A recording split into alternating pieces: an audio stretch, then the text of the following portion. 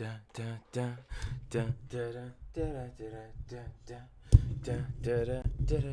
don't know if that's actually legit. I might have just been singing all that whole time, but who knows? Who even knows anymore? Welcome back, everybody, to the Drawcast, the Rookzer0 Drawcast. Let's see if we can find the right button to join the channel. Maybe we can. There we go, we did it. All right, great. So we are back to what we're doing, which is drawing. That's kind of what we do here. So drawing and talking about random stuff, apparently, which is totally fine. But today we are doing the viewer suggestions. So if you would like to suggest something to draw, Luke, welcome. Ace, welcome. We are in the Aggie.io software here on Google Chrome. We're going to draw some stuff today. Looks like, let's see if we can get that going. I'm going to jump over to the live stream right here. I did also added a little overlay there to kind of keep my rules in place. I'm basically going to be working out, try to stay healthier for everything. If I get tipped, I'm going to do some push-ups. If I draw some skulls, because I love drawing skulls, I'll do push-ups. Saying the wrong name or creature I'm drawing, that'll be push-ups. And then drawing on the wrong layer, also push-ups. So that's where we are today. I'm probably going to shrink that down a little bit just so it stays off the page there. It is going to take over some of the drawing, so I'll probably get rid of that when we do the free draw days. But for right now, I'll just leave that on the page. So something else I wanted to do today. Mr. Apples, welcome. Drew, welcome. Sierra, welcome as well. All right, everyone's back. I like it. I like it. I was going to do some quick sketches of the Rook mask again, just to try to get... I think I'm going to start putting that on the thumbnails for the videos. I think that'll be more fun. So I've got the opportunity to maybe get one of these built. So I'm going to have to actually start working that out. I might just do like a paper mask, because I have some plans for it. It's also something I designed a long time ago, based off something that exists already. I definitely don't want it to look like that, so it's one of those things. One of those things. How's everybody doing today?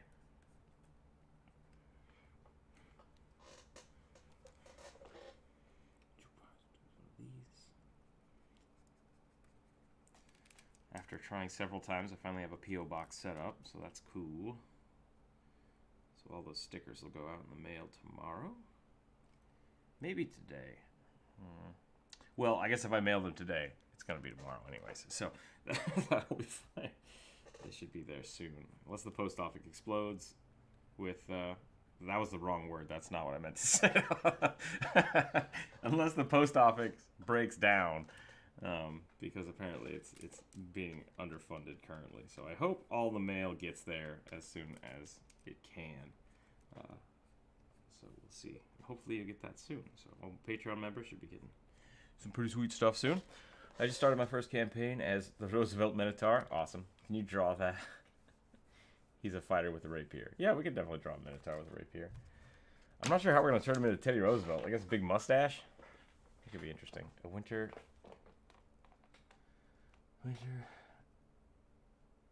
Eldrin with a frozen arm? What is an Eldrin? Why don't I know that?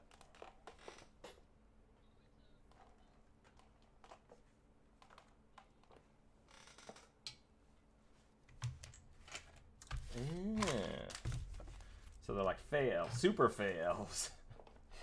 All right, I'm done with that. Minotaur. Gotcha.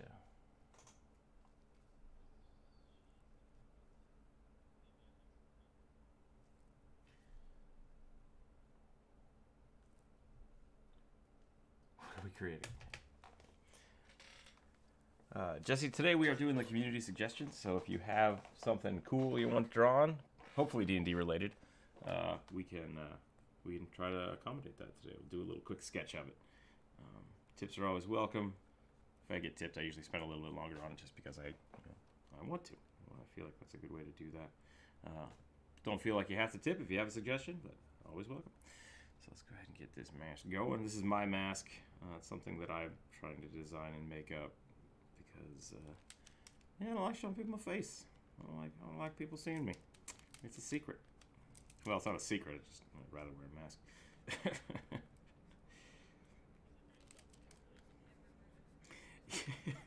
You know, I've had a lot of people ask me if it's based off of Deathstroke. Yeah, and it's not, but yes, it is.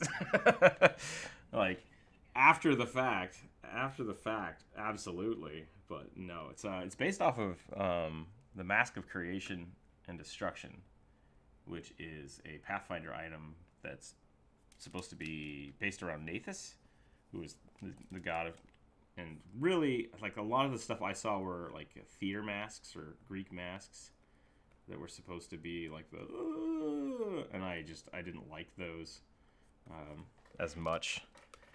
And so I thought it would be much cooler if it was, since my cleric was very battle ready, I wanted to make like that aesthetic on a, basically like a ballistic face mask. So that's more what it's based off of, which I think Slade definitely and Deathstroke both are based off of those just ballistic face masks. So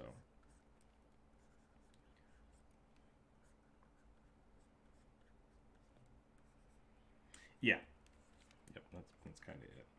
So then the only difference here is that this mask should have some small little horns on it, just because of trying to keep that old aesthetic of the original mask design, which did have that weird like hoopy bracketing on it, and I wasn't a big fan of that. So this is my simplification and redesign of the Mask of Creation and Destruction, and that's what I think is cool about Nathus.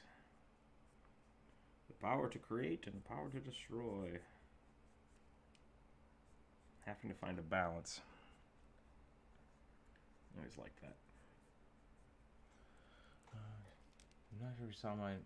Can you go up and check it? I did not see it. That was weird. A Peacock Aarakocra. Great old one warlock. I draw a lot of old warlock. Maybe that's just because that's like really good aesthetic for warlocks. A Peacock Aarakocra.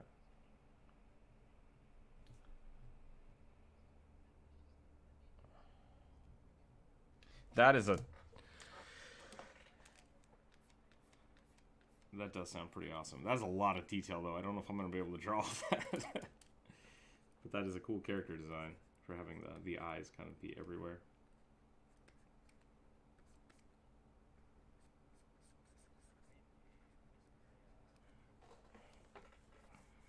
Aarakocra Owl? Yeah, I super dig that. I think that's a really fun way to do it. They have a bunch of like birdfolk owl Aarakocras in Magic the Gathering. I like those. I like that design a lot.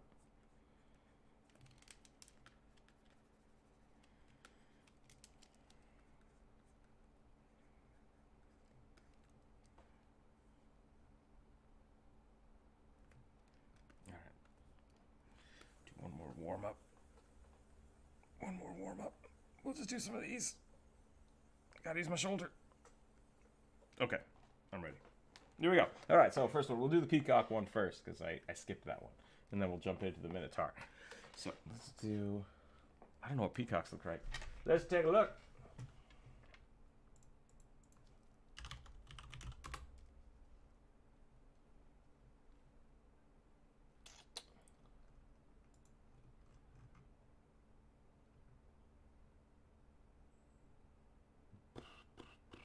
Is that be?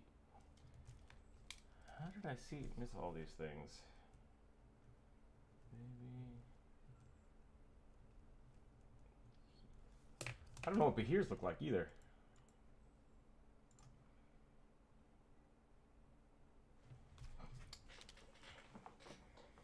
Draconic, but not dragons.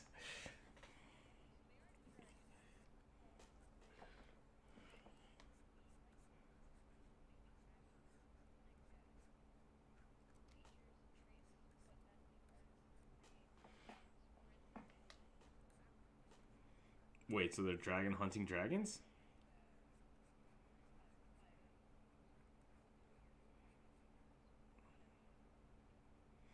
So are they... Interesting.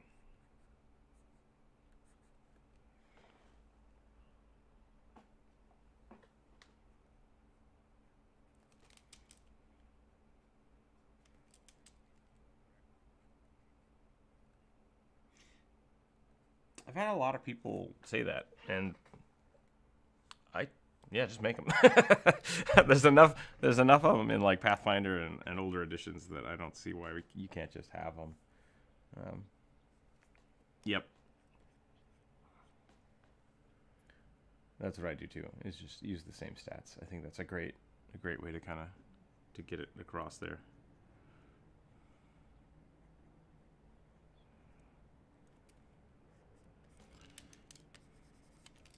There's definitely a collective of, I think it's probably a lot more in the Adventure League that people are kind of like, oh, if it's not in the book, it doesn't exist. And it's like, well, I guess you're not wrong, but at the same time, you could make it exist. It's your game. I have fun with it.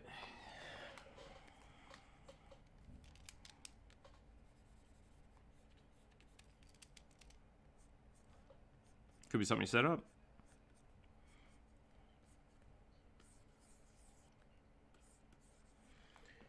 Is it weird that I want to make this Aarakocra just a peacock? Like, it's just a peacock that is also a warlock? An awakened peacock warlock.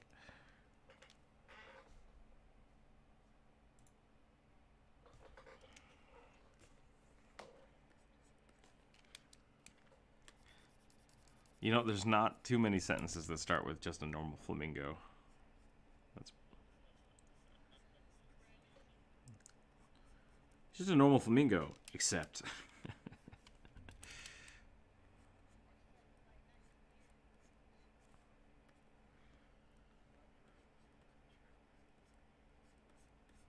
Say that again? Oh, what does Rook use as a weapon? He uses a shovel. It's technically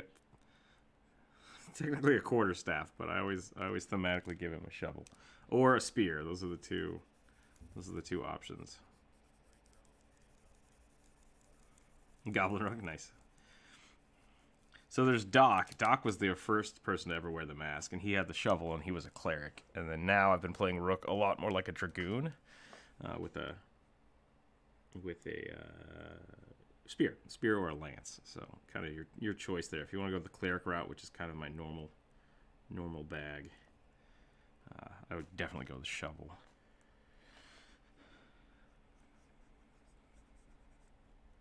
No, not necessarily. Yeah, it's just kind of.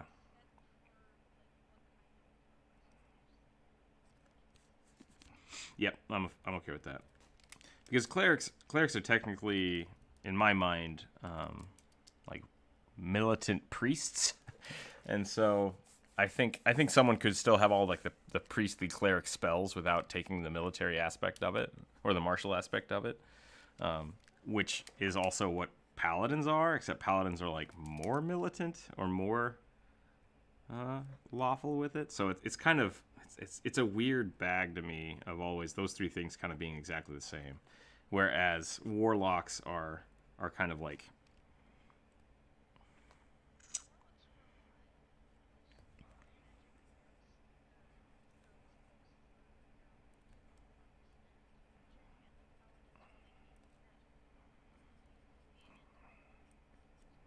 Yeah.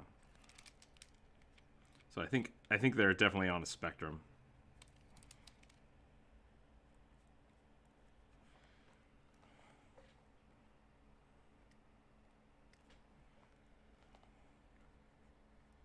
Yeah.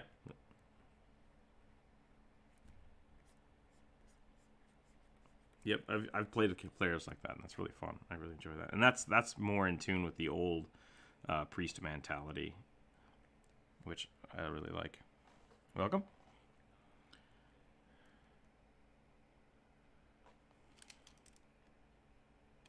More Unearthed Arcana. That's pretty awesome.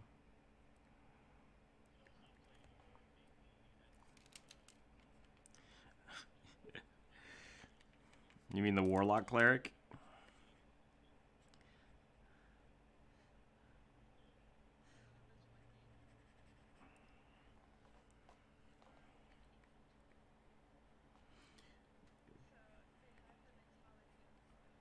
No, if you die, you're gone.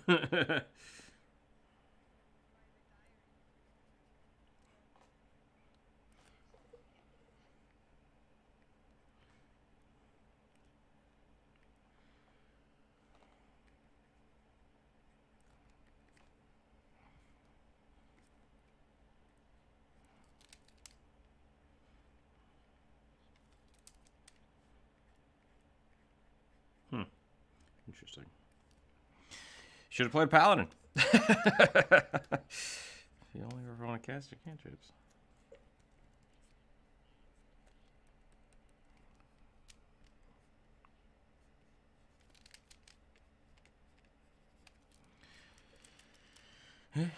Once again, I mean, optimization is not as fun as, well, I mean, it's fun for some people, but it's not as fun as theming in my mind. So,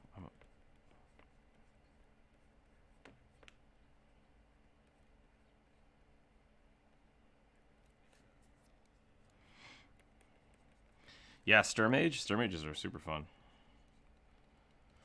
There's what is it? What is going on with you, Aggie? There we go. Okay, I need to figure out how to make this an Eldritch Peacock now. Just eyes and tentacles all the way down. Just like eyeballs all along the body.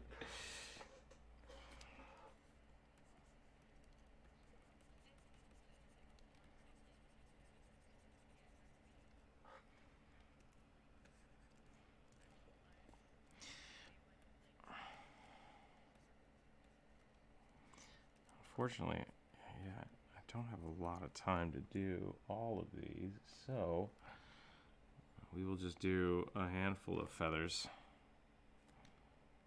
And we will make them all look kind of upset, and we'll make them red. I kind of lost my train of thought there, sorry. But, War Priest. The War Priest is a lot of fun. It focuses a lot less on spell casting and focuses more on basically like using your divine powers to augment your battle prowess. So you get to basically choose like a sacred weapon and then buff the hell out of it, which I think is a lot of fun. And you still get access to this cleric spell list. Just what the stream is about. Yeah, it's today is the viewer suggestion, so you're allowed to suggest things to draw. I have a small list going on here. I had the idea of having a symbol on his beak, allowing his patron to speak through it. Okay, that's pretty dope. You can suggest a character to draw, and I'll try to spend about 5-10 minutes on it. Make it pretty dope.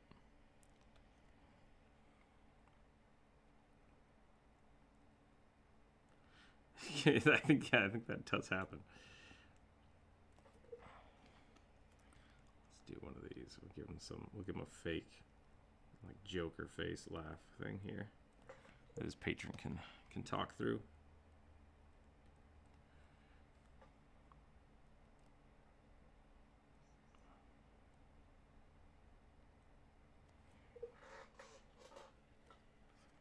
There we go.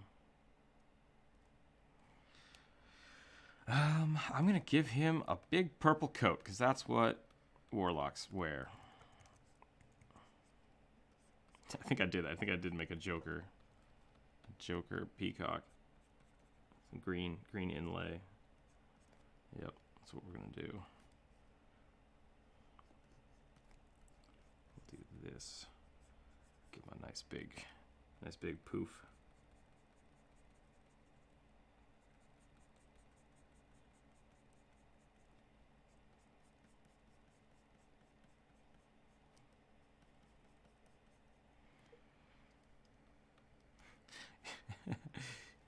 He turned into the turtles. It's me, Joker Turtle. No, I have no idea. I haven't seen that at all.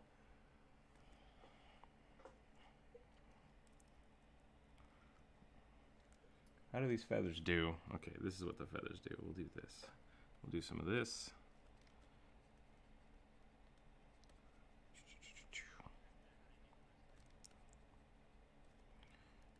The owlbear.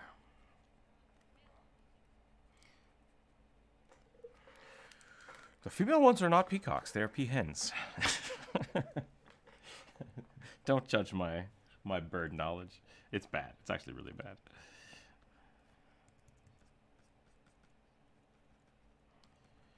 The real word you use is delicious.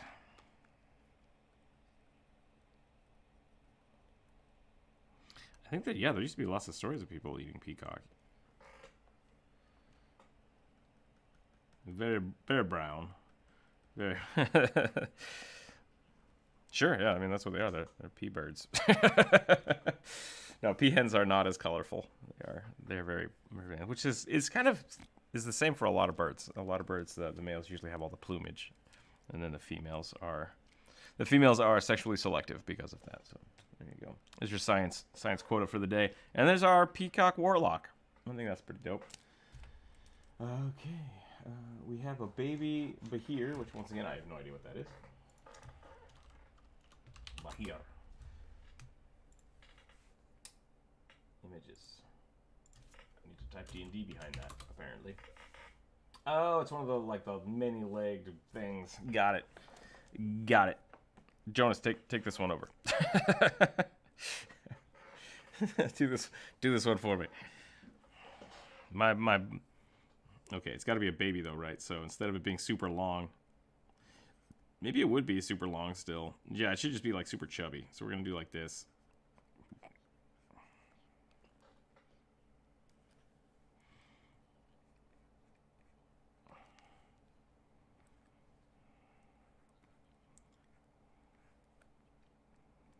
Let's do that. Dragopeds. Gonna give it little chunky feet. I'm gonna give it 6, just so it.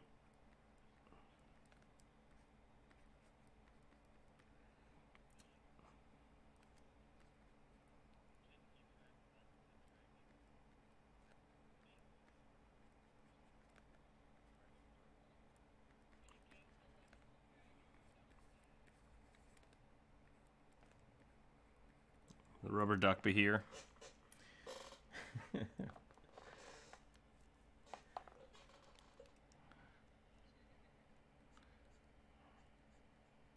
What did I watched?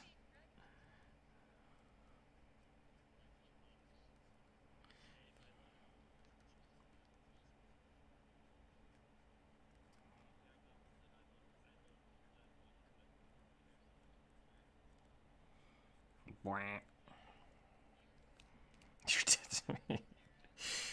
Taverns and Tarrasques, is that what you said?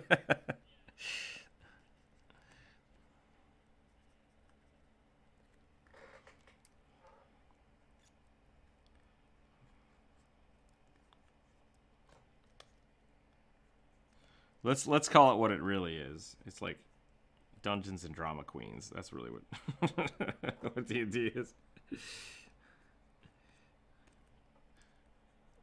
DM's dealing with shit. That's another good name for it. That's good. Oh, did you do your game? How'd it go? Did anybody steal the boat? Nobody stole a boat?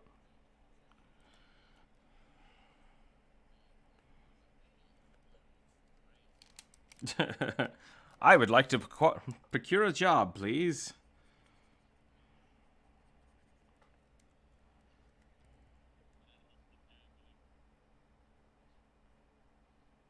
I'm gonna give him a little. Or get thrown off a ledge.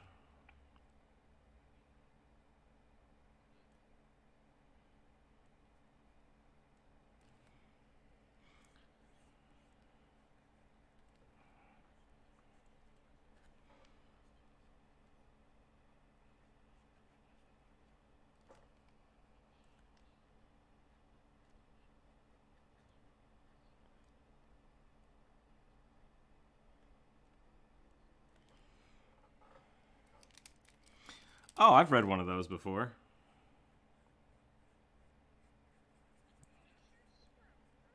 Yeah, I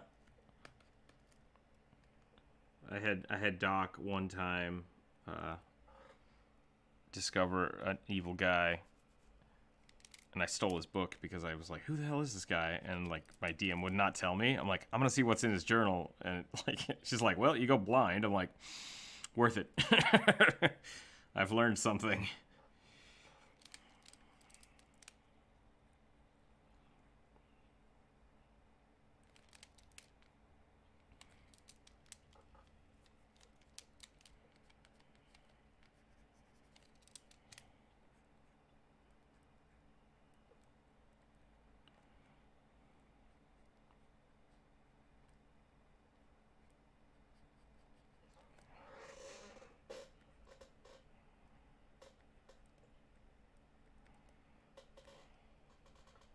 Ah.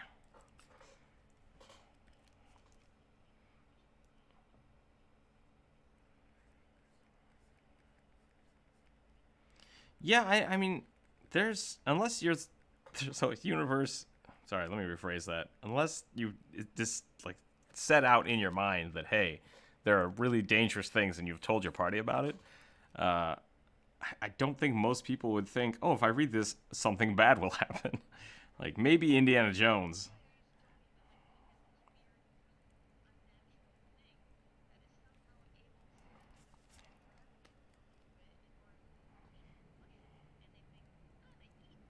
Yeah, they dumb. They super dumb.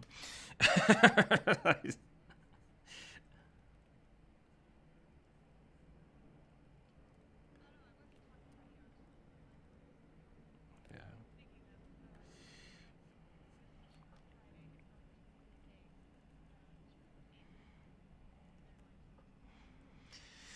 I mean, I have a.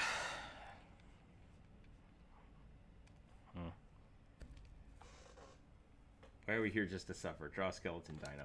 Skeleton dino's pretty good. Why the Aarakocra across the road to get packed with an Otherworldly Patreon? That's pretty good too.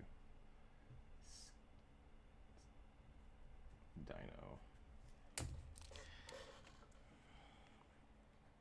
Remember that time that I said that we weren't gonna try to like have pissing contests about who does the weirdest stuff to their players?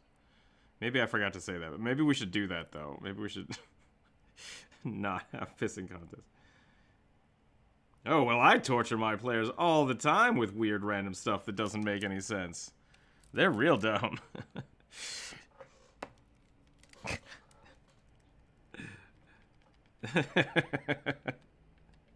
I hope something actually came up and you're not okay. Okay, go take care of that. I wish you all the best. We will talk to you later.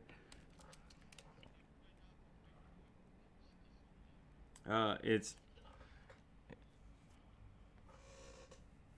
up on YouTube. There's a link in the general chat.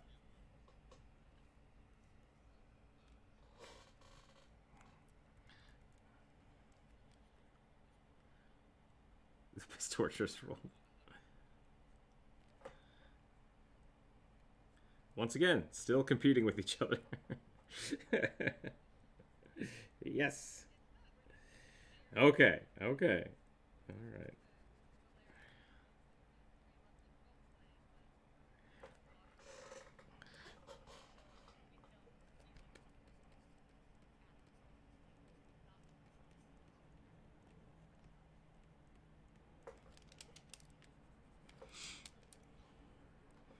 Get to wagons.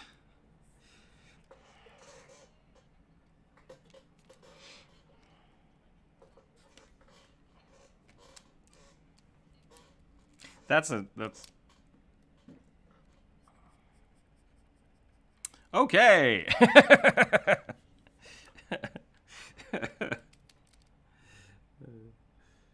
Oh boy. Oh boy.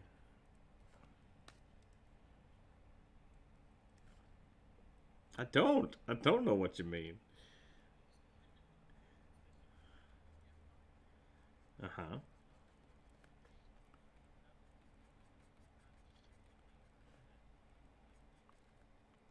Um, that could be one way it manifests. I would agree to that. I think that's fine.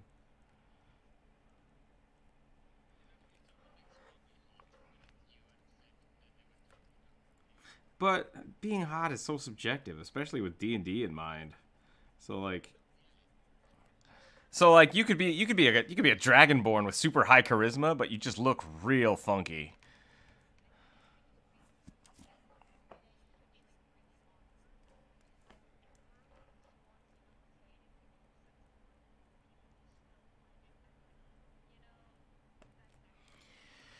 Yeah, endearing. You've just got like you're like the gruffest dragonborn that's ever existed with like jagged teeth, but then you have big puppy dog eyes, just like, oh hello, please, please to buy me beer, and they're like, yeah, all right. Big old crocodile tears. All right, that's my death to Dwagons. But here. It's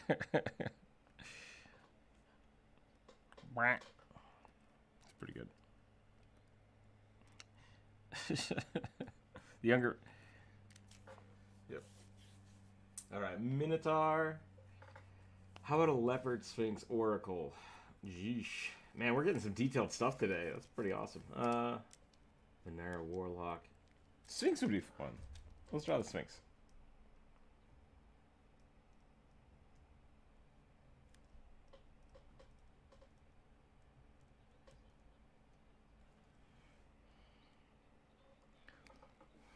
Okay.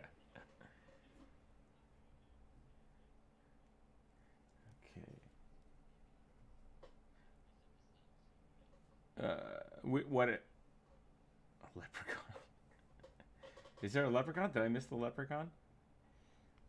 Or are you saying the leprechaun sphinx would be pretty funny too?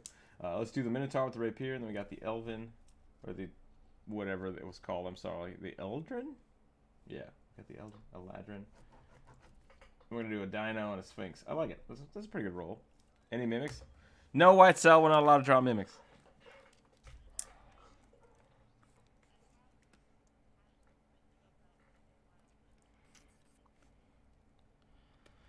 But don't you always have tabs open about the Feywild?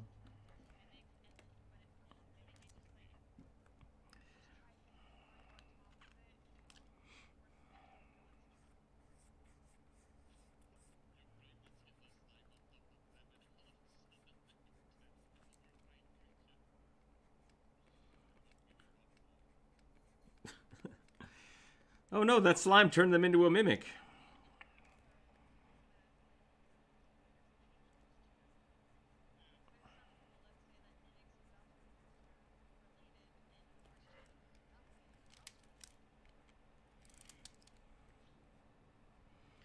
Or that's true. All right, we need a pince nez here, just a little.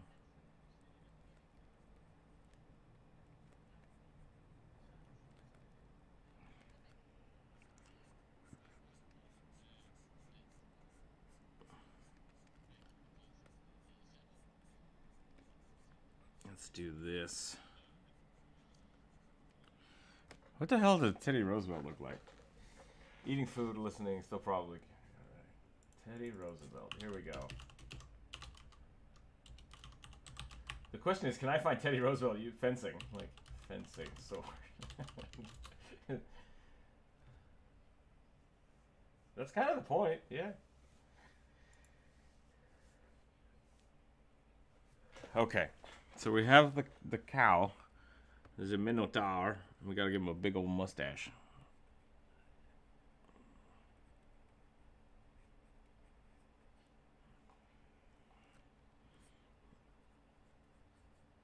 Let's take a look.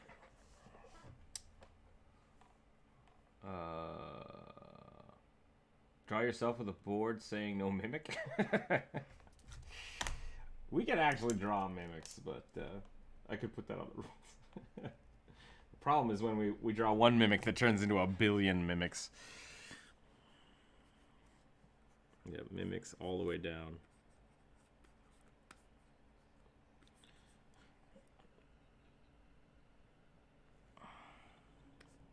I think it's partially my fault the first time that happened when I just kept drawing mimics.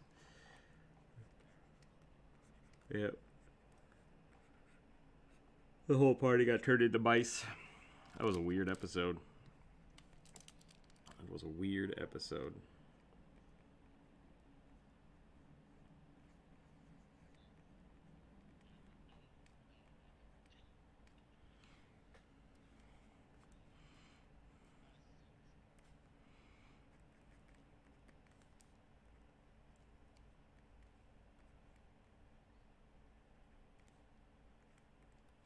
Fur coat? He's a woolly cow. No, that's not my intent. Oh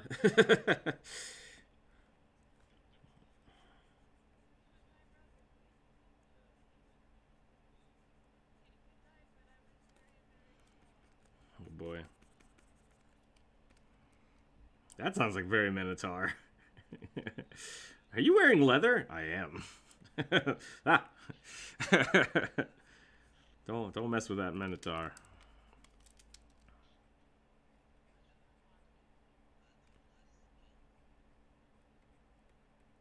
Okay, let's do that. I made him look like Eggman. That's a little weird.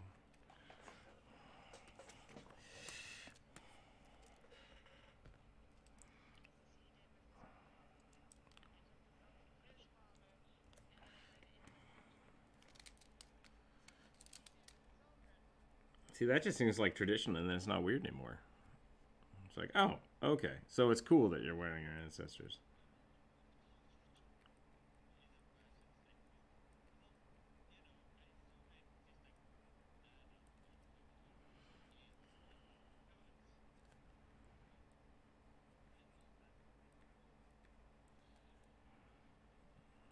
Let's just make the glasses smaller. Give them.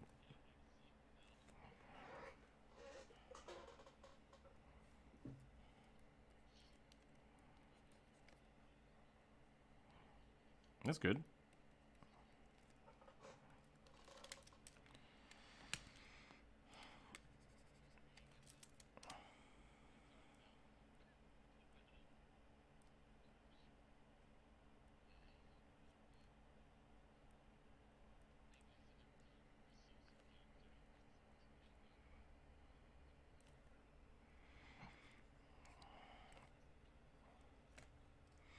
It's a big woolly Minotaur.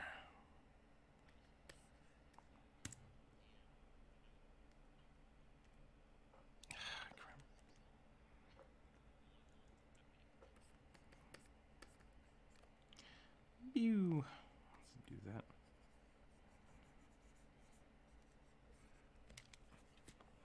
Autocorrect sucks. Thatcher is exactly what happened in the campaign. What? That's exactly what happens when the campaign has started Sith Leathermex armor. What program do you use? Right now we're using Aggie.io. It is a browser-based web application, and that way Jonas and I can draw at the same time. So.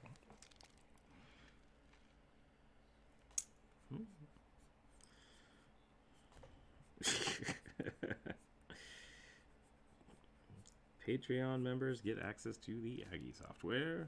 Well, I mean, everybody has access to the Aggie software, but the Patreon members get access to the live stream. Yeah, that way you can draw on stream if you choose. Okay.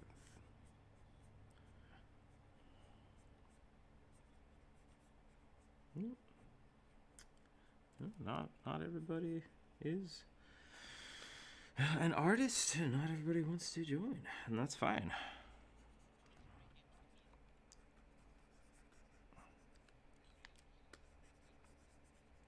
Yeah, it works pretty well.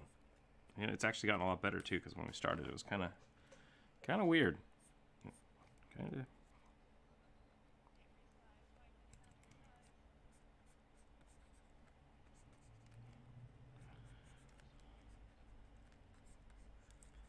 Okay, let's do that.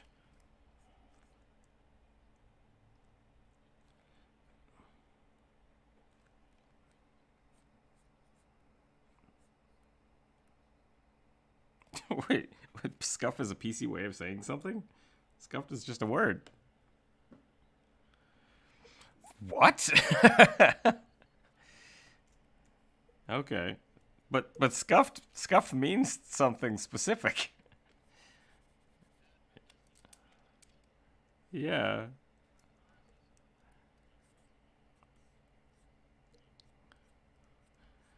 But that's not what the word means.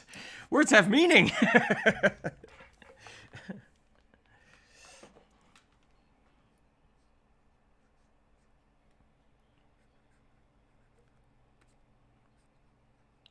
Is there an Urban Dictionary for scuffed? I'm gonna look it up. I've never heard it like that. That's interesting.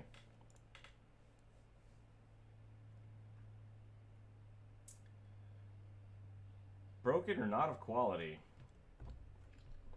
Fake or off-brand or bootleg. Oh, that's just a rude way to say that. Got it.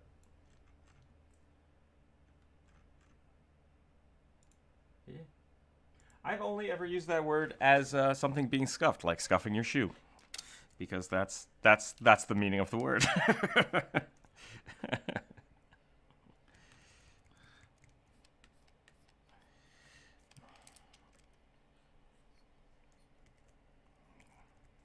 Doesn't make any goddamn sense.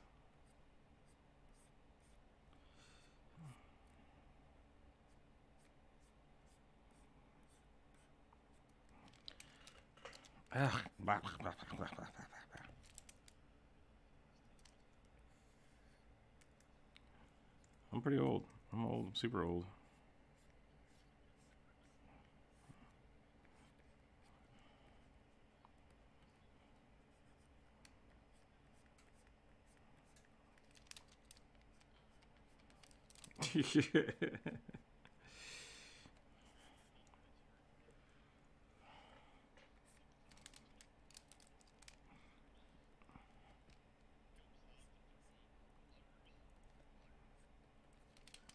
I have arrived.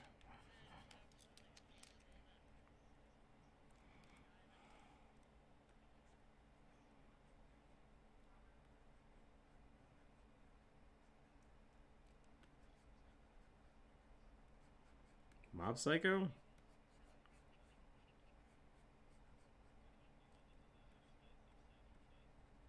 Wow, that was a title. That was a title I'm not even going to try to reproduce. Okay. Guy.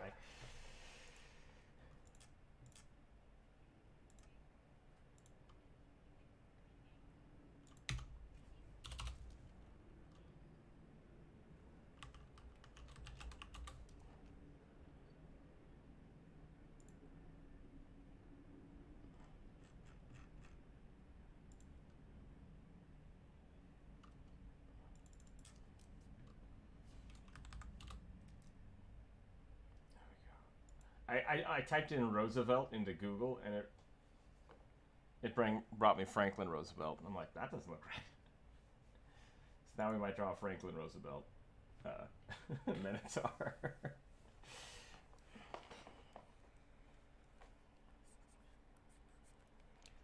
Gotta give him a nice little jacket. Nice little jacket. Like a suit coat. Straight down. There we go.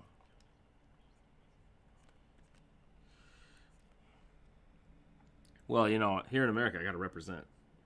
Gotta represent my presidents that are unscrupulous, kind of asshole-ish, make Panama canals and stuff. If you're a fan of Teddy Roosevelt, that's totally cool. I have no problem with that. Did some great things and some very, very horrible things. Part of the course for most of our presidents. So, yep.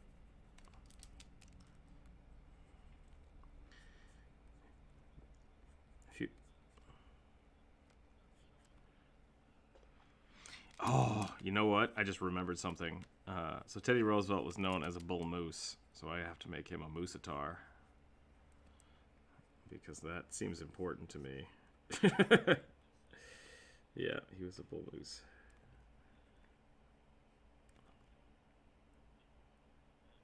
Yep.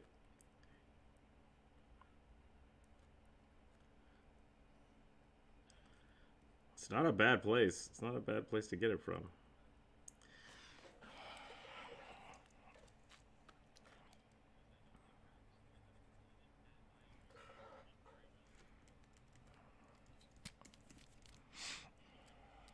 I didn't build the Panama Canal.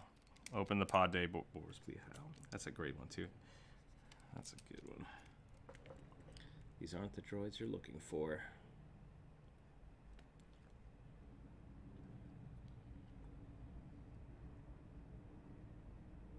I don't know why my color is going all over the place. Sorry, yeah, go ahead. Go ahead.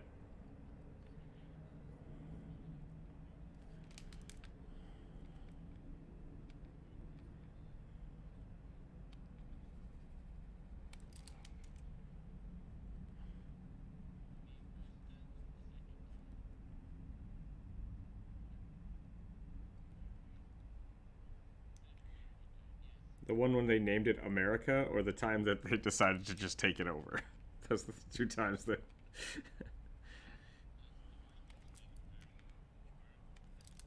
Ah, but they didn't name it.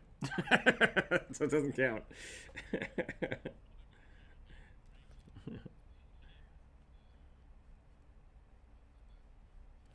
Yeah. That's the legit one to study.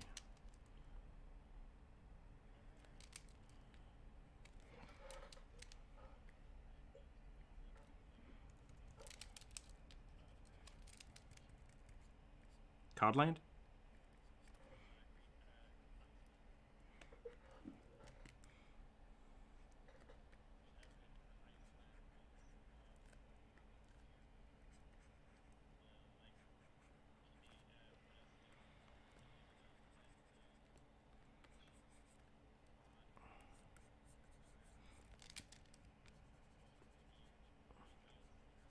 Gotcha.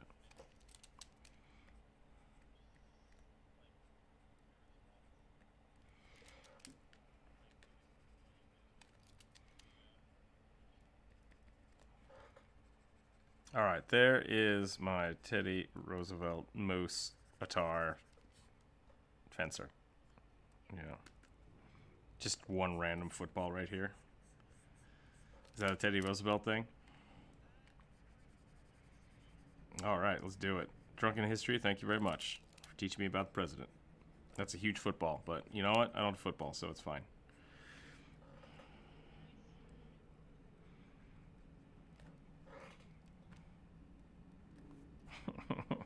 Bully! All right. Thank you, Epic Rap Battle of History, for teaching me things. So he's a High Mountain Torrent? Yeah, sure. Why not? That's fair. Just got the inspiration while watching ERB. What program do you use? Did I already ask that? I think I did. I think I already answered that we're using Aggie. Aggie.io.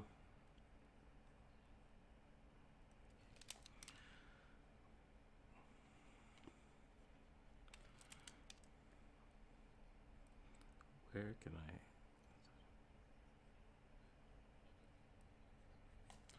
Yar! Alright. There's the Musatar. I gotta clean up all this crap. Let's turn that off.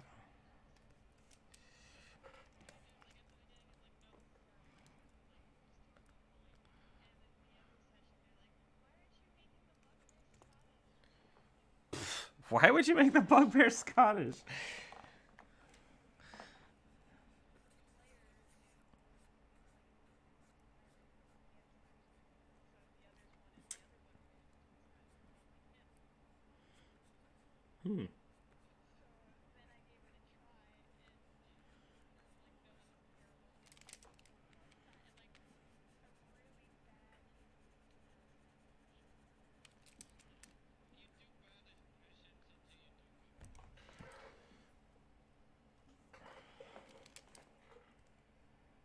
A lizard man creeping on everyone.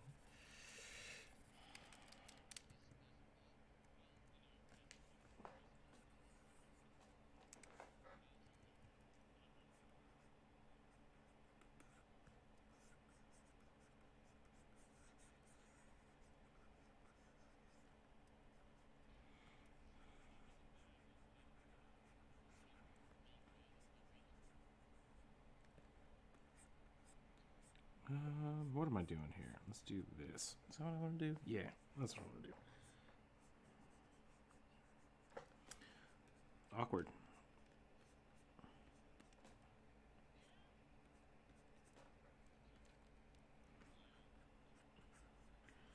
Definitely not.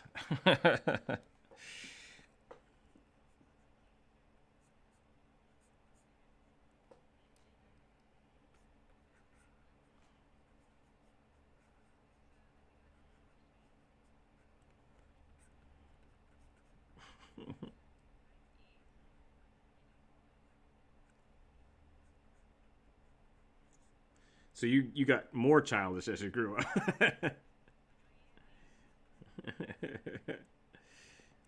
Drawing an ice arm. Oh yeah, you don't know. So this is a what's the word? A fey elf with an ice arm. And Eldrin. It's an Eldrin with a frozen arm.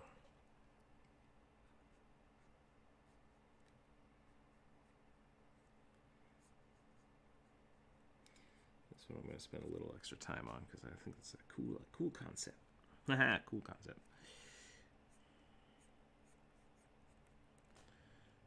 I gotta figure out how to do this though. I think we're gonna go like that. I'm gonna connect these.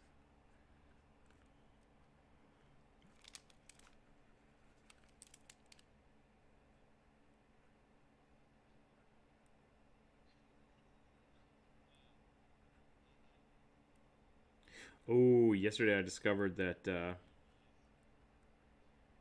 apparently they're making there's a third-party Hellboy D&D game coming out, which is going to be super awesome. It's using the 5th edition rule set,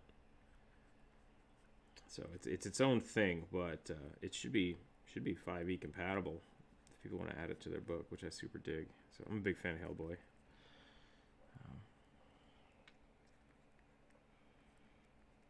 Wait, what? The movie? Oh, okay. Gotcha. Yeah, I just remembered that. That's a thing.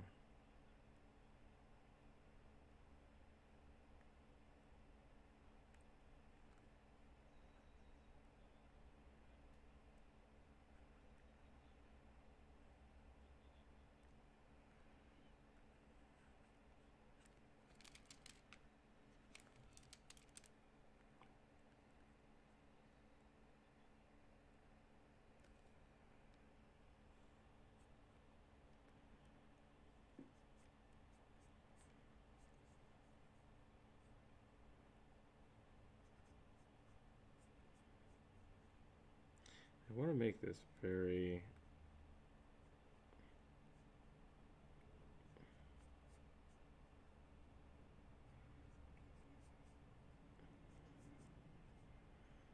I want to make this very icy face. I'm going to try to make it kind of jaggedy. Yeah. No, yeah, I'm making a winter Eldrin here. So I want to try to make this something. I think that's funny about, like, I think if you can make yourself immune to the cold, then you don't have to wear like coats anymore. So yeah.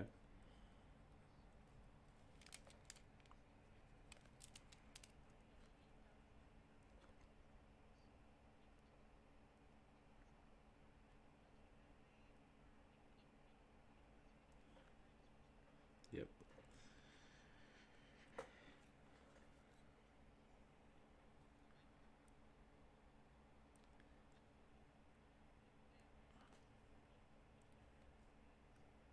Now that I think about it, I think one of the characters in Fairy Tail is like that. He's an ice mage and he always just runs around naked. People yell at him for it. Yeah. I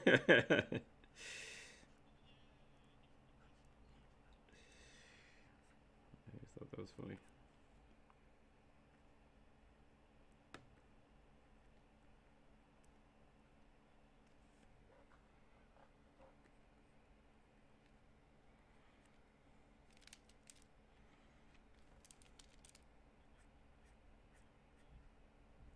Nice.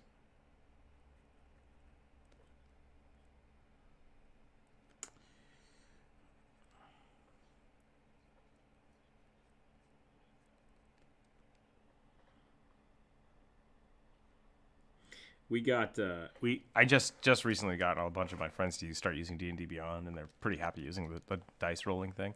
And it's funny because like the day we started using it, all the ads popped up. They're like, buy these new dice sets, and we're like, no. And then my friend started rolling, and he rolled like 4 ones in the first 6 rolls, and we were just like, man, they really want people to buy those new dice.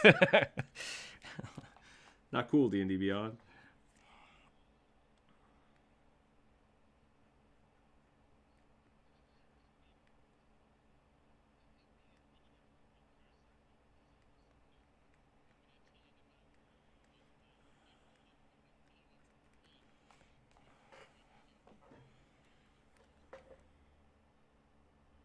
I have a bad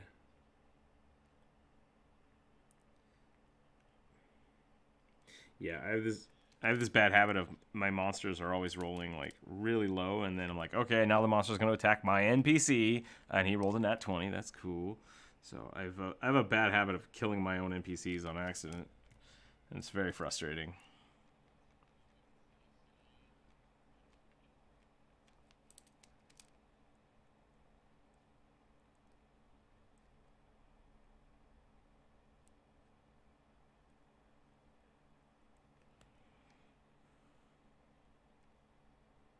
That's funny.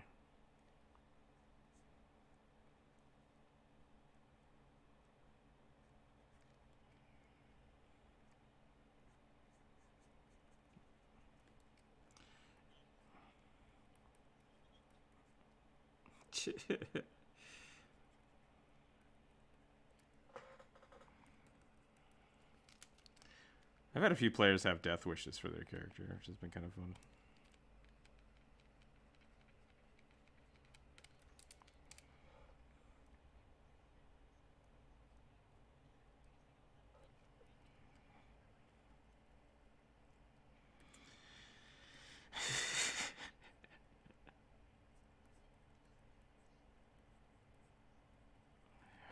I only have enough love in my heart for one character. I have to kill my darlings before I move on. I have like 90 characters that I play all the time, and I have no qualms with that. I will just drop a character and pick it up later.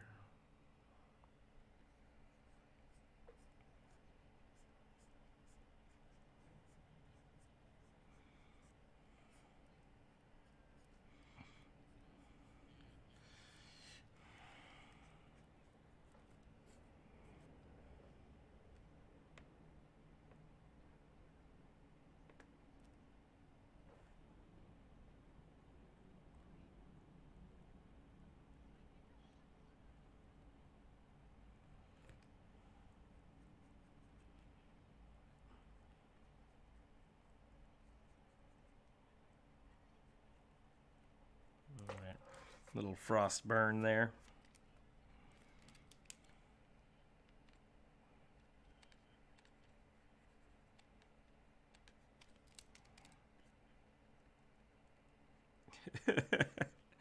I've had the opposite. I made a backstory for my character, and I went to my friend's house, and he's like, "Okay, so you've been watching this monastery for a whole bunch of time, and then this guy shows up and he steals all the stuff out of the temple." I'm like, "What the hell are you talking about?" Like, I don't like that's not my backstory. Like, it is now, and I was like, "Okay, great." How did I feel about that?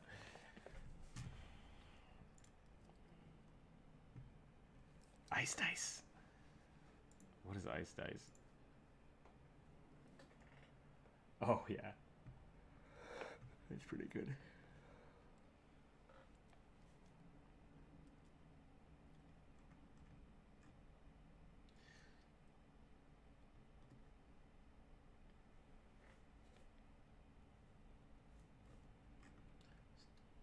So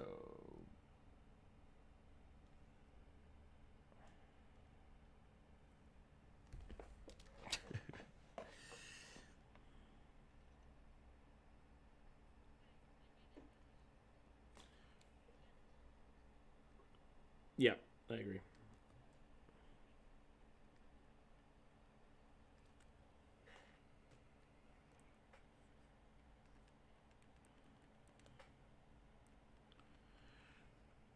That can be a lot of fun.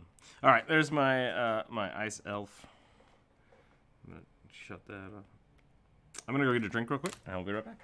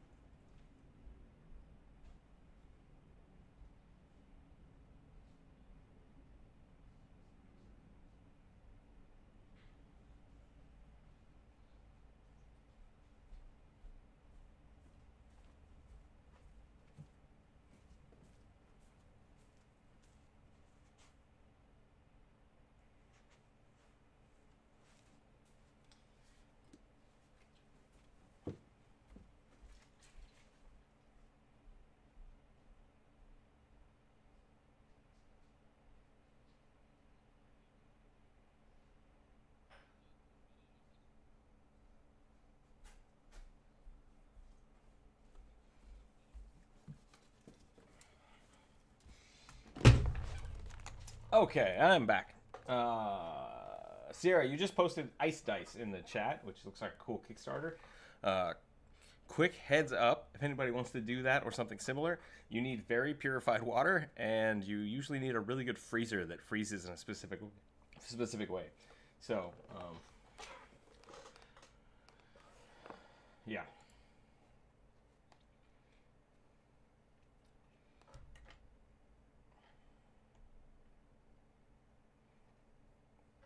Yeah, definitely. It's really hard to get clear ice. They look really great in that photo.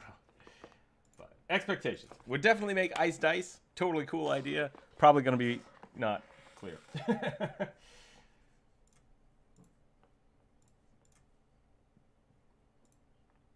Mm-hmm.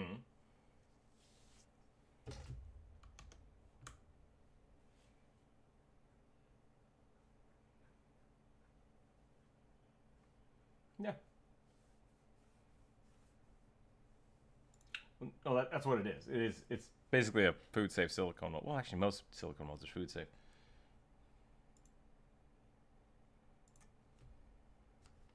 Yeah, oh, yeah. You could definitely do that. Chocolate dice. Nice. You need to check if it's heat safe, but it should be fine if it's silicone. Once again, super cool idea. Alternatively, you can just use like crystal clear mountain spring water or whatever, and then as you're freezing them, just keep turning them so that the bubbles don't settle, and that can help with clarity. Turn them every like 20 minutes or so. Okay, I forgot what we were doing. Let's see, skeleton dino. Here we go. Using what power you have left to curse someone. What? Oh, death curses. Yeah, Corvus, that's a cool idea. I'm a big fan of death curses. My space is slowly going away. I gotta draw over here now. Skeleton. No, you're good. You're good. I can draw in this area. It'll be fine. If you got the little arrow up top, maybe scoot a little to the right for me. What kind of dinosaur do I want to draw? Maybe I'll draw. Ooh, that could be fun. So one time, I accidentally, one time at band camp, I accidentally gave a necromancer access to a whole bunch of dinosaur bones, and all of a sudden we had undead triceratops. That was the Jurassic Park campaign. If I've ever talked about the Jurassic Park campaign, that's a whole thing.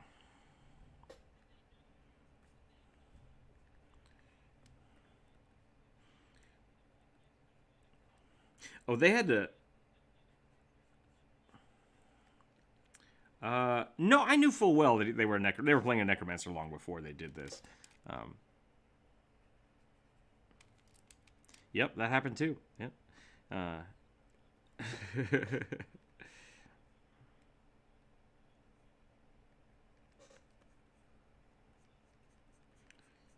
Yeah, you can do that in Pathfinder. There's a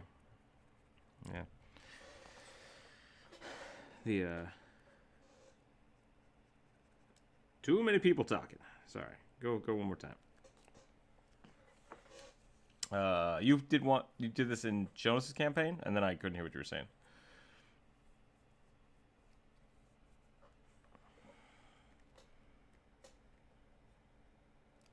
I would absolutely allow that. That's great. And then I think, was it Maker? Were you talking? Did you say something?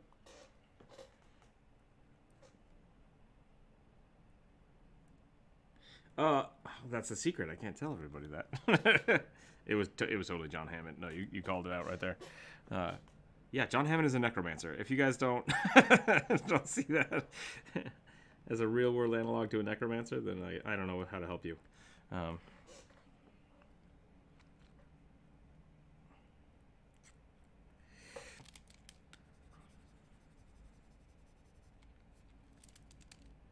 There's just like mutated chickens.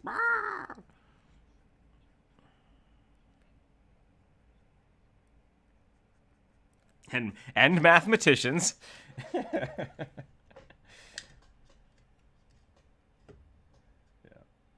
That would be pretty cool. You could do that. You could do Hammond as like a really, really cynical bard. It's like, I'll show them.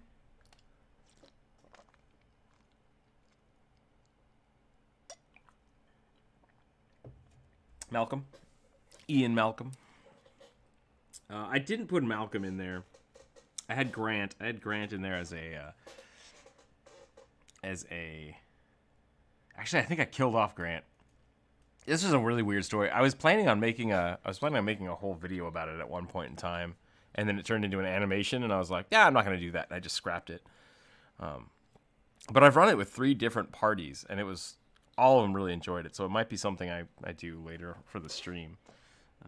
But I built that whole campaign, one, because I think Hammond would make a great necromancer. And theoretically, if you read the books, it should be the geneticist. It should be the necromancer. And I think you're right. I think you're right that Hammond would probably be like a con man bard. But no, it was a really cool thing I wanted to do, because I wanted to make a really unique... brain not good. I wanted to make a really cool, like, what's the word? Skill challenge. I want to make a skill challenge based around raptors in the tall grass. I thought that would be a really fun skill challenge. And the 3 different parties I sent at it did it 3 completely different ways, and it was so cool. So definitely lots of wiggle room around there. So that might be something I do in the future. But really fun. And then I've actually had one of my friends like, oh, I'm going to use that. I'm like, do it. I want to see how people react to it. And it's always gone crazy every time. But my idea for Kevin the Necromancer was, hey, there's a T-Rex, or a Triceratops. That's Pushups, dang it. And this is also a skull. Dang it. I'll be right back.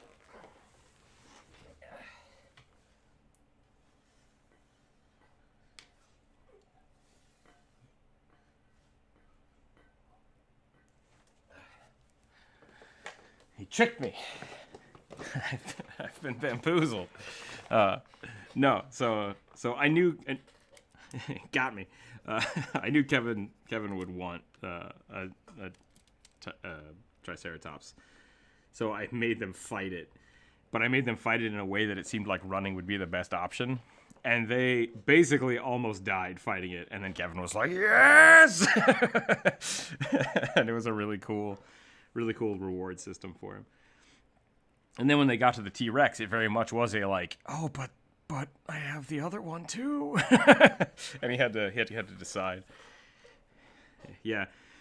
At the end of the day, what they did, I think, just like you were talking about, is they had the T-Rex, and then he had enough, not the T-Rex, the Triceratops. He had the Triceratops. Yeah, more push-ups. And they basically like collected enough raptor parts and like other bones to make this huge bone golem that he was already crafting. Like it's a necrocraft is what it's called in Pathfinder. You have to use so many hit dice worth of skeleton parts, and so we just thematically said that it had like parts of its arms were made out of like raptor skulls, and there were like tails whipping off of it and stuff. It looked really cool, but it was all thematic, and that's kind of how the spell works. So you can absolutely use bits and bobs. And then Kevin also is a fan of, because the spells don't say like you need an entire skeleton, it's just like you need 1 hit dice worth of skeleton pieces. He will always have like, oh, and then there's that one skeleton that's just literally an arm and a skull. And it's like, okay, great. That's nightmare fuel. Okay, we're gonna go like this.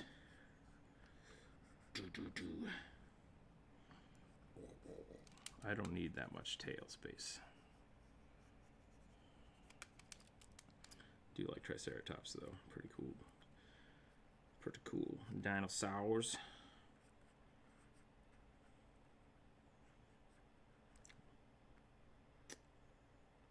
Congratulations, it's good to hear.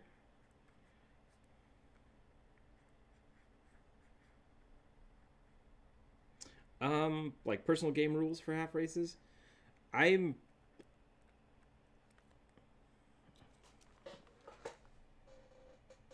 Enchanting system. No, it did not. I didn't worry anything about that. Skeleton. As for the half races, like half dragons and half orcs, I'm a big fan of letting people play what they want, and with that, I'm a really big fan of people playing like monster races. So when people want to do half races, my question is, are you optimizing because you don't want the negatives? Or are you trying to eke out extra bonuses? And if that's the case, I'll generally tell people don't do that. So if they're like, I want to be a half orc because then I get dark vision and super strength, but I don't have to worry about blah, blah, blah. It's like, just be an orc. Just be an orc. I'm fine with that. So that's generally what I do, is I try to convince people to play the like the authentic character experience that it was designed for, and not try to make it easier on themselves. Like, oh, I want to be what was the other one? Like, I want to be a minotaur, but I want to be a medium-sized creature. It's like that's half the point of the minotaur, is that they're huge. Like, so.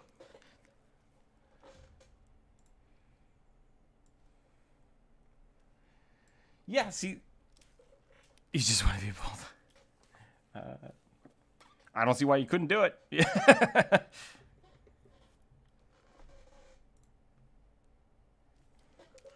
I think you could definitely. I'm okay with that kind of stuff. I definitely think that kind of stuff is legit. There's definitely ways to do it. And really, what you're doing at that point is you're just looking at both races and making your own race. And there's a lot of cool stuff out there, like the Pathfinder Race Builder, to do that kind of stuff. Usually the easiest way to do it is to see where things... If you want to do that, like you actually want to build a race, I would definitely take a look at the Pathfinder Race Builder, because it breaks everything down into points, and it helps you kind of see why some things are balanced certain ways, like a +2 bonus versus a -2 bonus, and how those equal out,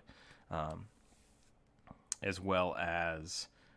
like vision versus movement, and how much those are weighted. So if you were half kobold and half gnome, would you get halfling? I'm sorry. Would you get all of the halfling feats as well as all of the kobold feats? No, you would have to like kind of pick and choose between them. And so that's where optimization comes in, because people are like, oh, I'm going to trade in my extra 30 feet of dark vision for +5 strength. It's like those two things are not equal. like you really have to balance it out that way. And so definitely.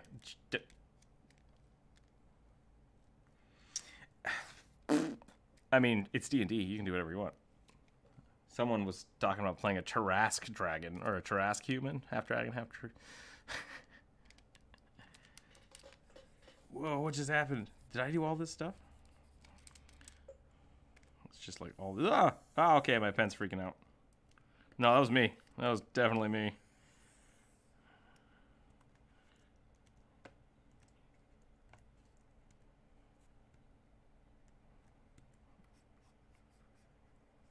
Yeah, I disagree. I disagree wholeheartedly.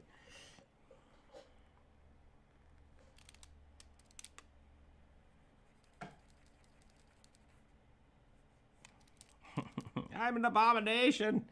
I mean, I mean, that's really the thing. Like, for all of the theming and like, oh, the books say this. It's like, yeah, but I'm not writing the books. I'm writing a crazy story about a kobold dog. Yeah. That's true. Didn't you ever see Mr. and Mr. Smith? Mr. and Mrs. Smith?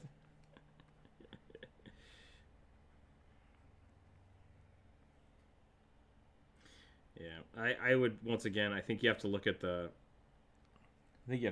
the Dritz books,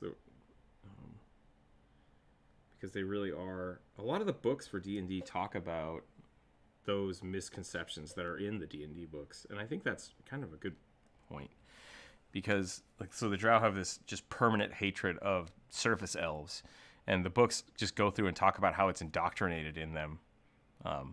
Like they aren't born that way. They're basically taught by the Drow society that the surface elves are just these evil, demonic people that should be killed on sight without repercussions. And Dritz basically goes through his life learning how wrong that is. And he makes a choice to not be that way. And so I think as much as the books could say things like, oh, you can't have that because of X, Y, and Z, it's like that's not always going to be the case. And that's really my stance on D&D for a lot of things, especially with like evil characters, evil campaigns. An evil character doesn't have to go around murdering everybody. It just means they're very selfish and they are, not interested in the greater scheme of things. They have their own plans.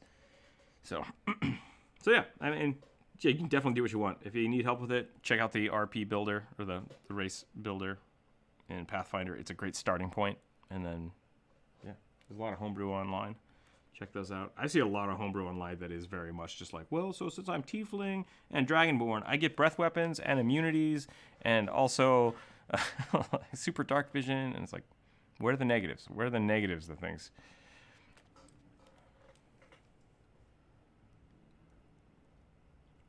Mm-hmm. So something that's super cool.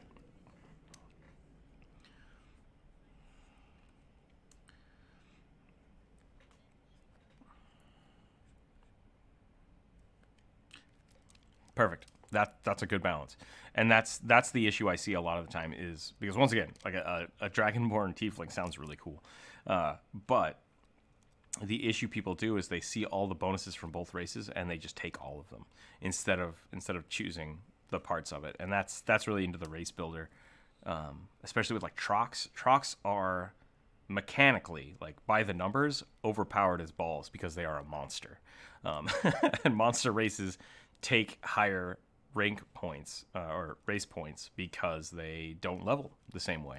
So you can have multiple arms. You can do things like having natural armor, and so it's not a problem of saying people see Dragonborns and see Tieflings, and the reason I picked those two is because they're both very powerful for what they are. And when you just mix them together, you have to make choices about which is which. And that's the thing with Dragonborns versus half-dragons. They're kind of the same thing in my mind, but a lot of the times when I see people say half-dragons, really what they're doing is they're taking all the human feats and all the dragon feats and putting them together. It's like there has to be a balance there. So, you say Draconic Sorcerer? Draconic Sorcerer is pretty good. Yeah. And see that right there, like anytime, if you have a Draconic Bloodline Sorcerer, that's technically a part dragon. Like you could say that is a half dragon right there and not have to change any of the stats because you're a human and you're getting all your dragon components from the Bloodline Sorcery. That's a legit way to do it. And then I would argue maybe at level 10 you can like take Dragon Claws or Wings or something. And there's a good example of that being the Dragon Disciple, which is now in Pathfinder 2.0, which I'm excited about. Dragon Disciples!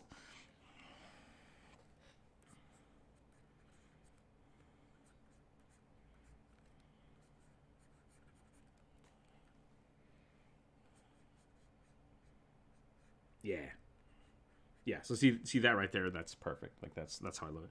But a lot of people see like, oh, I'm half dragon, so I start with wings. It's like, but that's something you would get at level 14. Like what? why do you have to have it at level 1? Okay, cool, let's do it. Let's see how it goes. But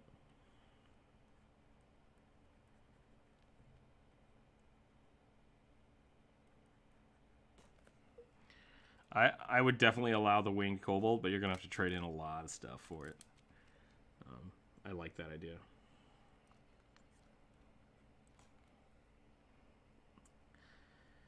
Pathfinder rules are better.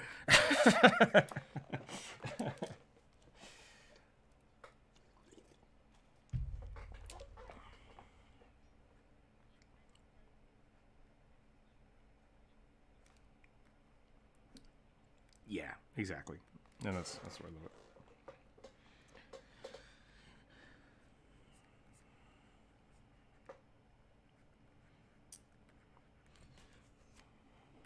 Yeah, I really dig it. Jump Rope plays Dragon Disciple quite often. She's tried it a few different ways, like starting as Barbarian, starting as Wizard. It's a really interesting class, and I think the Draconic Bloodline is a fun way to go for it. Adding more dragons back to the dungeons. Oh, we're gonna do that. We're gonna make this tail real sketchy, real sketchy. Okay, and then they've got these really high back hips for some reason. I'm not really sure what that's about.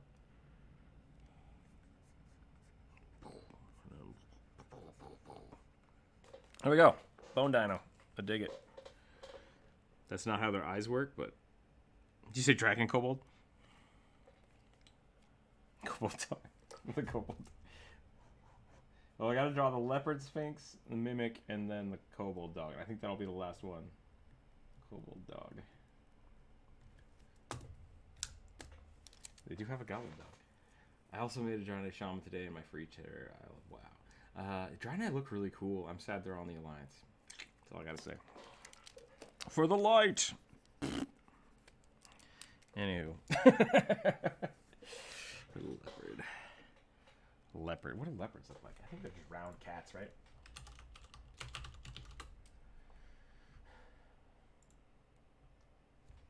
Whenever I think of leopard, I think of jaguars.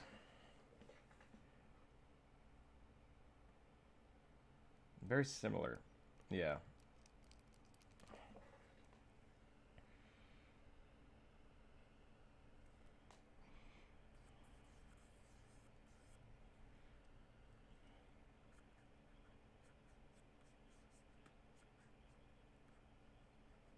What is that called? Is that a liger? No, that's a lion and a tiger.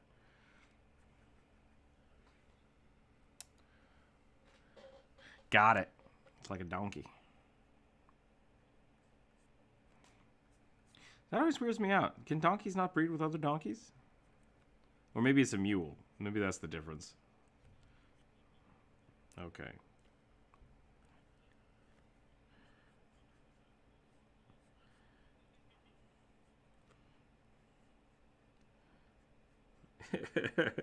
That's science. Let's talk about that for a minute. Science only has two things that it's worried about. What is viable to eat? How do they get nutrition? And can they fuck? That's all you have to do to classify animals. Because otherwise it might not exist. I don't know why I've given this cat 5 o'clock shadow. He just looks like he's a drunkard. Like BoJack Horseman.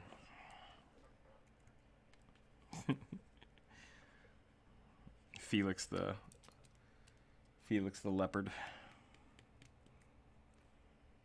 Man, Felix the cat was such a weird show. Such a weird show. That's not how eyebrows work. That's not how cat eyebrows work at all. Yeah, that's fair. That's fair. I was gonna say that Felix the cat was way more violent. Probably wasn't. Probably wasn't any more violent than the cat was. Okay. How do Sphinx do? They look like hot dog cats, I think. I think that's how they go. And then they got little wings. Like, yeah. And then we'll do leopard face. Yeah. And we'll do some dots.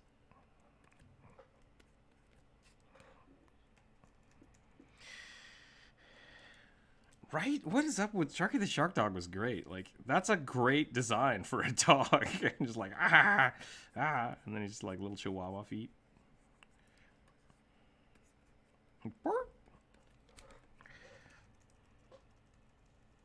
Yep.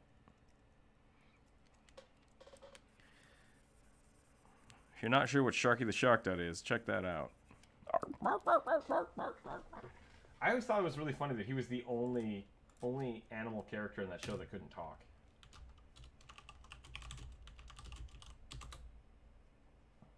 He's got like the weird missile nose. So good. So good. I'm going to share this with the group because it needs to be shared. Whoop. That's such a good... Okay, let's draw the Sphinx. I kind of like that shape. I might draw that shape there. It's like a loaf cat. Loaf cat, but...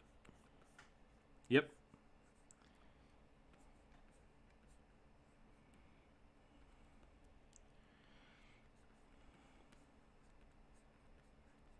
Nope. I mean, it sucks. They're one of the lower so with the Pathfinder race builder, they're one of the lower races. Like they have one of the lowest amount of race points to build them. So yeah, a little bit, but at the same time, I think that's okay. Like not everybody has to be exactly balanced. And so I like the mentality that they are very low in that number because they reproduce so fast. How long have you been alive? 11 days. Like that's perfect. That's how I've always played kobolds. And I think it's a lot of fun that they're just like really expendable and live fast, die hard. Yeah, that's right. And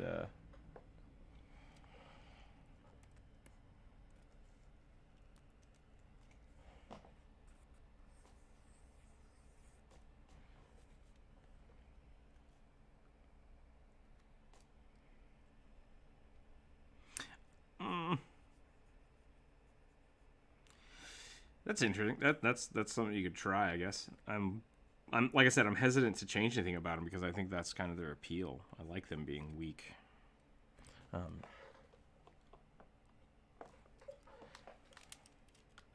What can darklings? What are darklings? I need to look that up.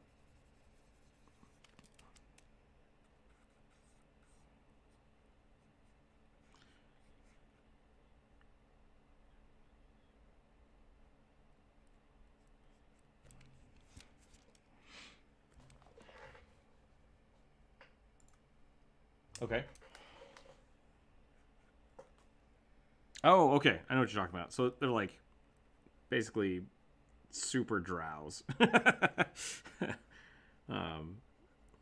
have to look that up specifically.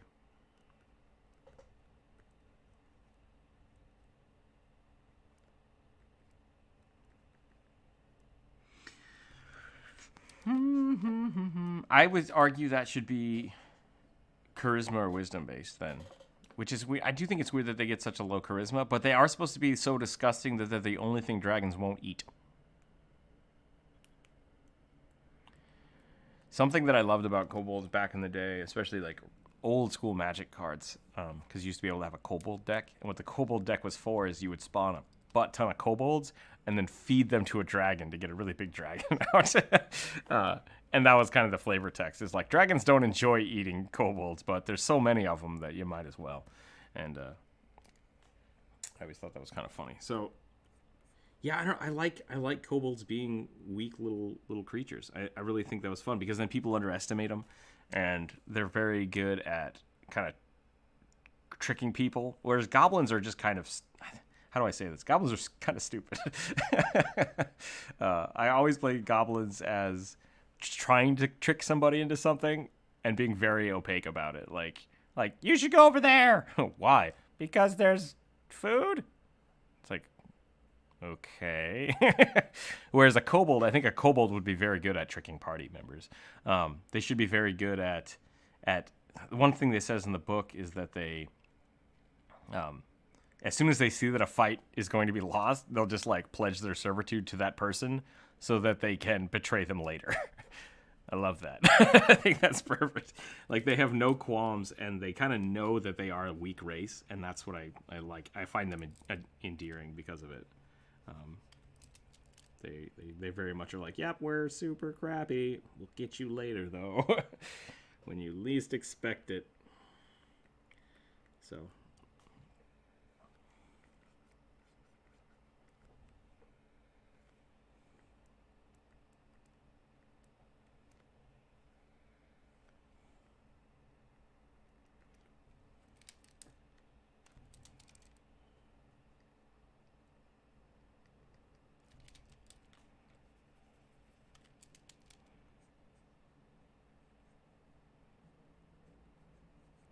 That's pretty funny. See, I think that also goes into, wow, this does not look like a leopard at all. What the hell's going on with this?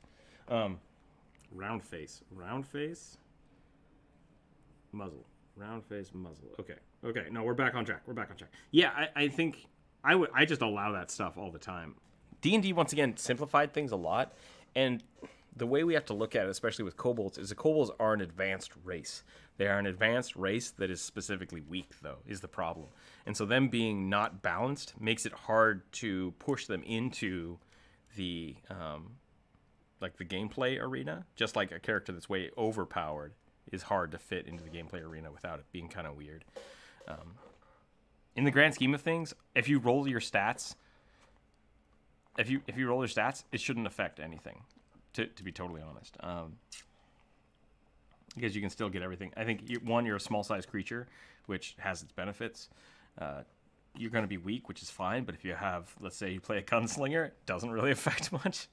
You have a high trap sense, which is really cool. There's not a lot of races that are good with traps, and I think the trap mechanics in Pathfinder were pretty poop, anyways.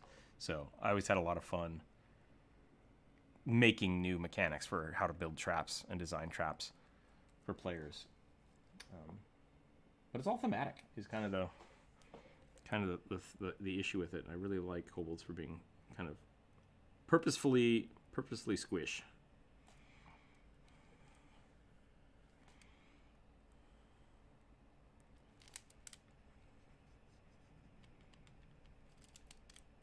Yep.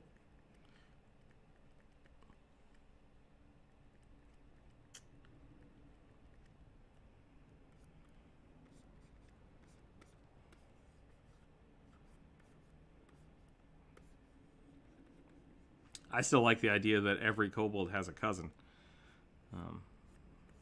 So if your kobold dies, like 2 days later, your cousin shows up and be like, "Hi, I'm also Dave."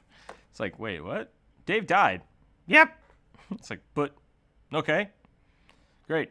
And then that's it. And then Dave 2 is in your party. Like, I would totally allow that for a player just to be like, and now I'm Dave 2.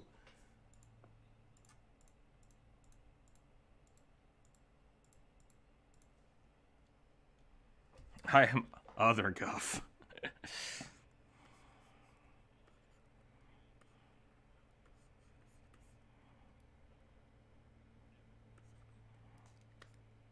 Mm-hmm.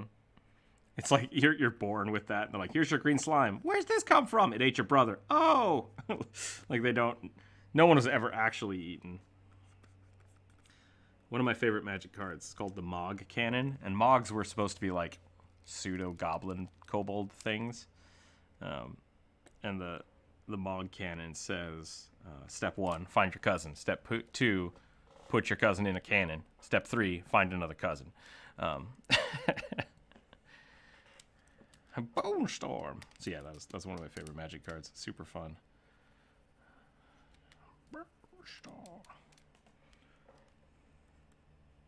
Yeah. Yep. I think we've talked about that.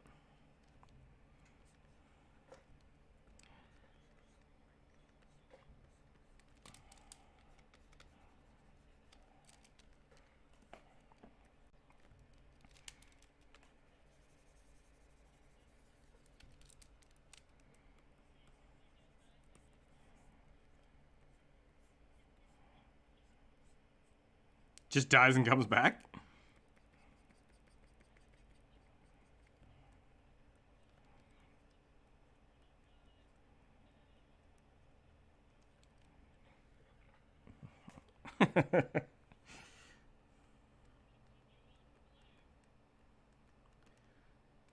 Yeah, I really like kobolds as a concept for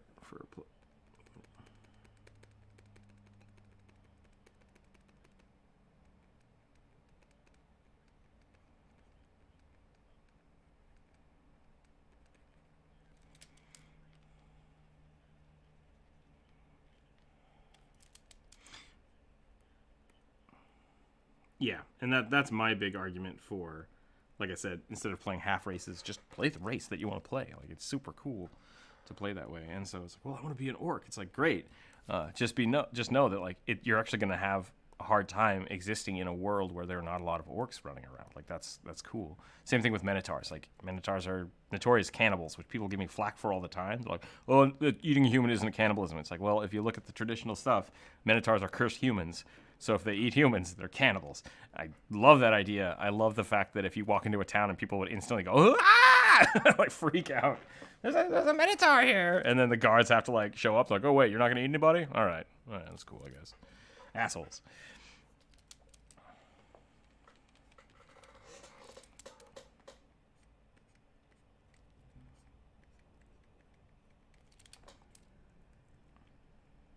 That's pretty cool.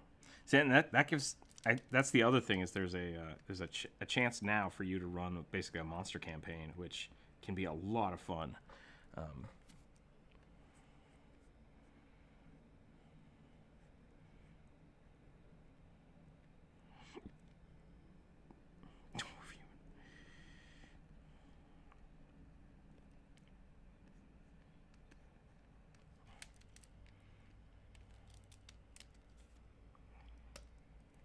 Yep.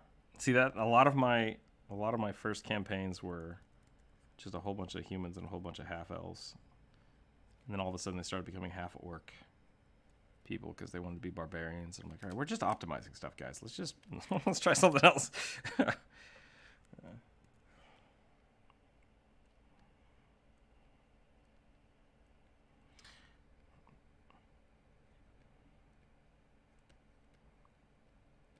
That would be super fun having an Oni in the party.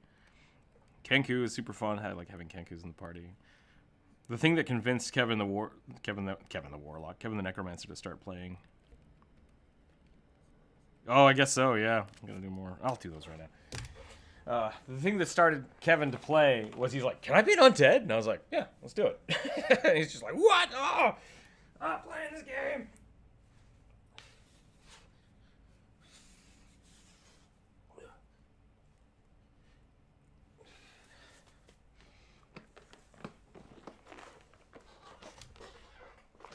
Yeah, the satyrs.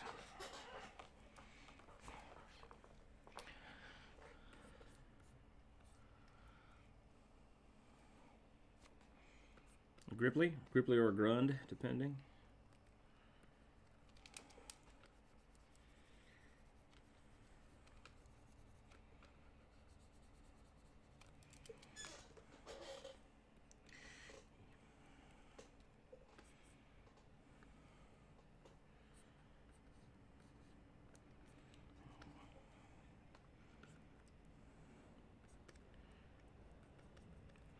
Tabascos.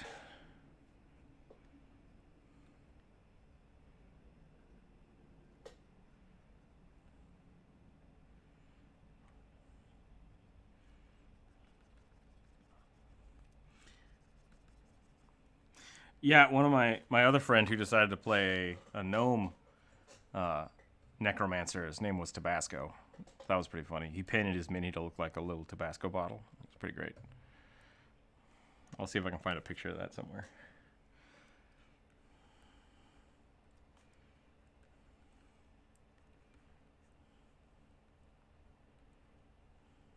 Hobgoblin would be super fun.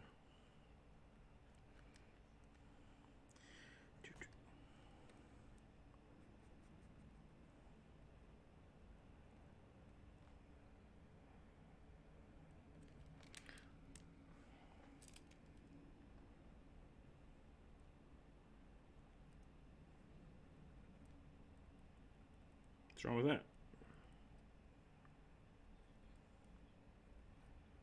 Yeah.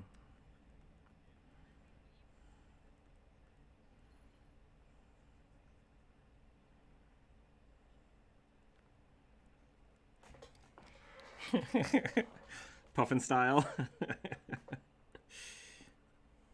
I need to email Puffin. All right.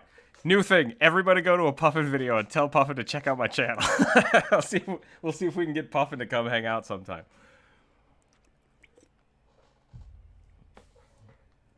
Mm-hmm. Am I getting rated by a small YouTube channel? Have you guys ever seen this guy named Puffin Forrest? He's all right. Check out his stuff. Let me push Puffin a little bit.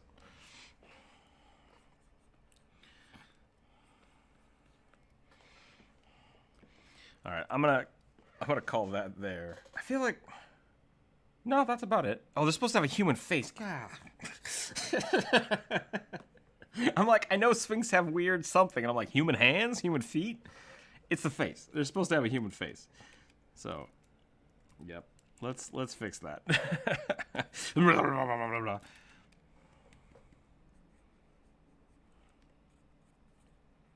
Oh, the aunties are great. So powerful. I'm gonna make them grumpy.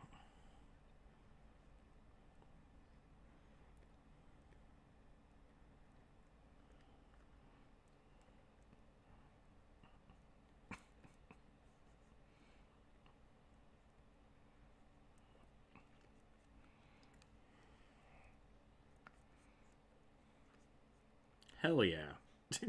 That sounds badass. Yes, it is! Yes, it is! No, that's boring. Boring.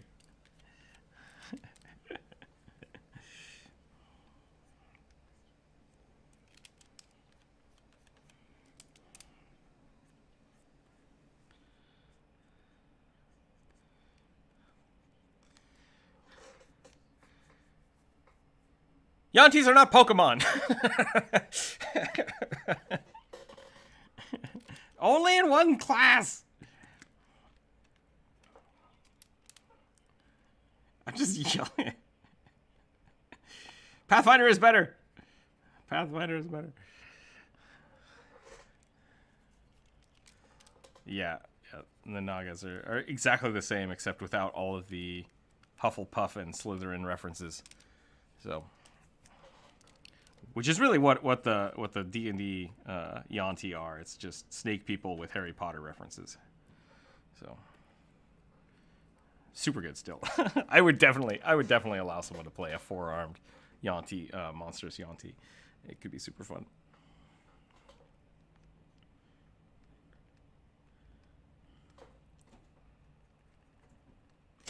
The other thing you could do is you could start as a pure blood, and then over the course of like 10 levels or so, you slowly mutate into the monstrous version. That would be a fun way to do it too.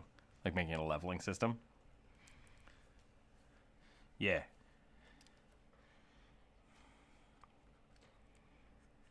Yeah, but see...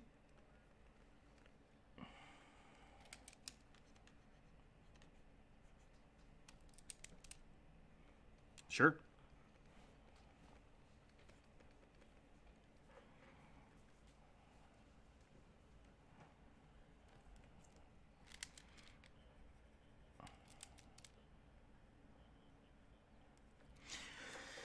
That's an option. That is something... I talked about that a little bit in the video. If you do want to play a monstrous Yanti, you basically would just grab one of the stat blocks and start at that level. That's something I've done before with a lot of monstrous classes. And that does fit more in what you're talking about, Ace.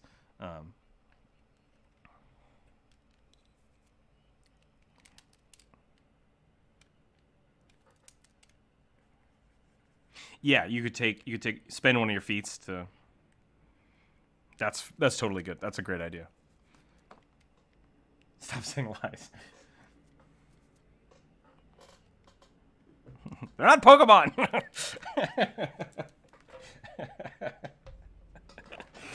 But no, those are all. If that's the way you want to play it, I would applaud that way to play it. But at the same time, I have no problems with someone going through all that and then deciding, now that I'm a monstrous creature, like, I can't be here, I have to run away. Yeah. So starting a level 1 character with 4 arms, I have no problem with. I think it's totally fine. There, a lot of people are worried about certain aspects of that, but really, all it does is let you make extra attacks that are going to be bad, depending on how you look at it. And so 5th edition doesn't have the stats to do that properly, because what they do is they have the monster feat multi-attack to just rationalize all that away. Pathfinder has a much more complicated system with lots of math to deal with multiple attacks on a turn. So if you want to do that, I would say definitely start a Yuan-Ti at level 1 with 4 arms, if you so choose. If you don't want to do the whole backstory thing, which, once again, Ace, I think that's a really cool idea. I think that's a great way to do that. Just like the dragon, like you slowly level up into that over time. But if you want to start at level 1, I would highly suggest going 3.5 or Pathfinder's rules for multi-attacks until you get a feat that would be monster attack, or a feat that would be multi-attack, or a feat that would be like 2-weapon fighting. And you might have to take it twice. Like 2-weapon fighting, for 4 arms, you need it twice. And that's 2 feats. I think that's a good balance instead of having to go the monstrous route. So it's just a matter of what you're trading. So, Dark Campaign. Hit me. Mimic.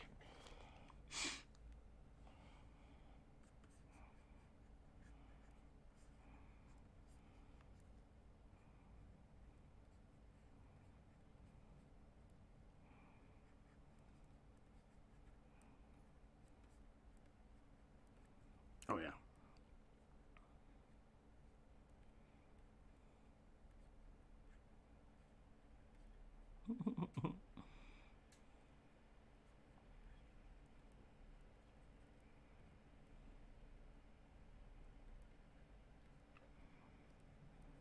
Yep. Shields don't stack. That's how you fix that.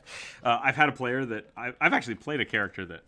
So this is something that 5th edition is kind of not talked about as much, because they removed a lot of the overlap in game. Like, they just removed the mechanics. So in 3.5 and Pathfinder, you have types of bonuses, like an armor bonus, a shield bonus, deflection bonus, enhancement bonuses, morale bonuses.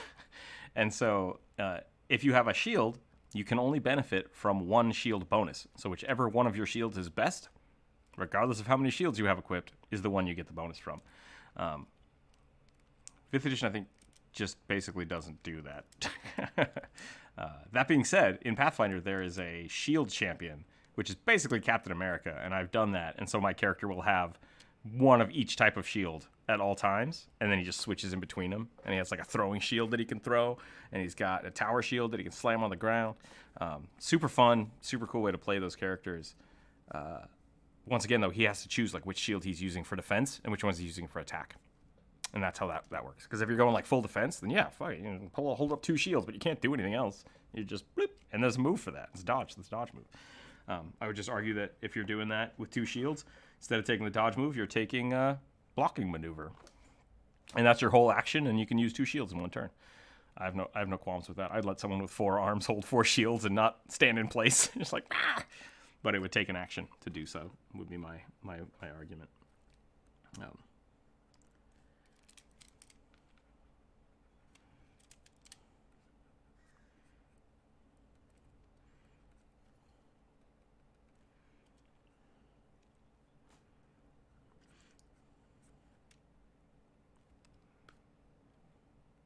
Yep, and I've run into some players like that before, where people have min-maxed their characters so hard that like, oh, I physically cannot be hit by things without criticals. And that can go on for a while. And at first, I was really upset about it, because it's like, I basically can't hit you without killing the rest of the party. Like, the only way I can do it is to make a creature that has such a high bonus to hit that if anyone else gets hit, which they can't dodge, will die from it. And that's not fun. So there's a lot of things you have to do about balancing the game, and that goes into things like creatures that are specialized in disarm, creatures that specialize in grappling, creatures that don't do physical damage. If your character is so beefy that he cannot be touched by damage, why would the party be taking like, let's fight the sewer rats? It's like, I'm way too good for this. Like, this is going to be boring. It's like, sorry, it's boring. You chose something weird. So that's where, if you make it too easy, it's boring for the players. If the players try way too hard without talking to you about it, it becomes too hard for the DM. And that's why you have to find that balance. So, and yep, no. Yeah, the idea, the way I always think about it is, if shield bonus is stacked, then you would also benefit from a shield being on your back. You're getting the shield bonus from functionally knowing how to use a shield. So That's what I'm saying. Like, I'm totally fine with people using 2 shields in game, but it's the same thing as like 2-weapon fighting. If you took 2-weapon fighting and you have 2 shields, I'd definitely give you the shield bonus for it. But that's your thing. Like, now you have 2 shields and you don't have an attack. And so him doing that with the bite attack, that's a really cool idea, but mechanically it's going to be difficult. Like he needs to take all those things so he's proficient with using 4 shields. That might even be like an exotic combat style, right? That's another feat you could take. I want to be able to use all of my shields. You take a feat to gain benefits from 2 shields at the same time. Perfect. Done. Right? That's a good balancing mechanic. Then...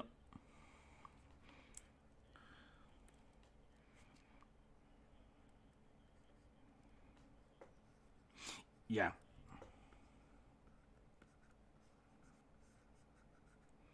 Why shouldn't it add to your unarmored attacks? What do you mean?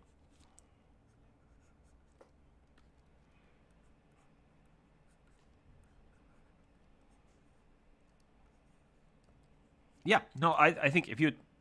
Shield bashing is definitely a thing that should exist. I don't know if it's in 5th edition currently, but like I said, with the shield champion, you could...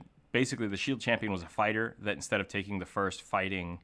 what is the fighter bonus you get in Pathfinder? It doesn't matter. Nobody knows that anyways. Instead of specializing in certain types of armor or weapons, the shield champion specializes in shield, and any shield you wield, you can do like a D6 shield bash with. So like you're trained to fight with shields. Perfect. And I would definitely allow it, even if like a fighter should definitely be able to clock somebody with a shield for more damage than just unarmed damage. I think that makes total sense. I would always allow that.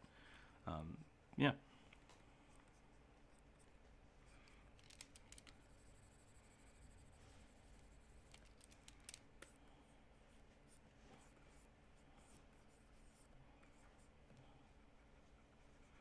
Yep.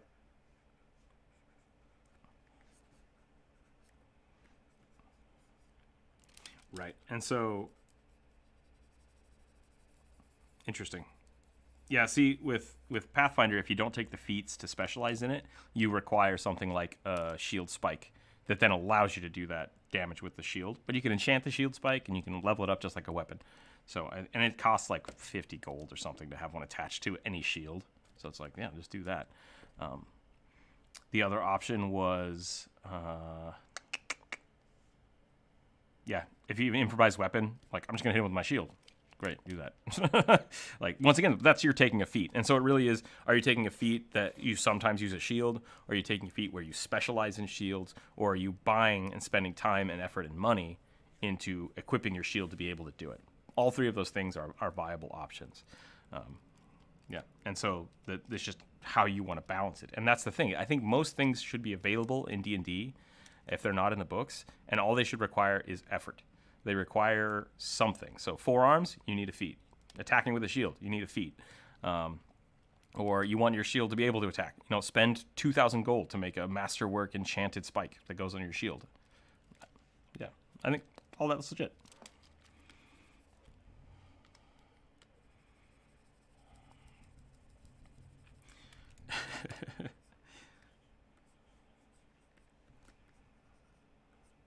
Yeah, I have 5 tower shields. It's like, okay, cool. You're immune to physical attacks.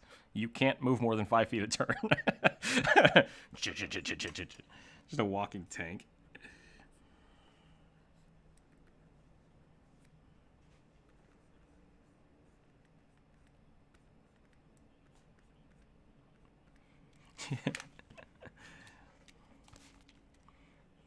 Step bash.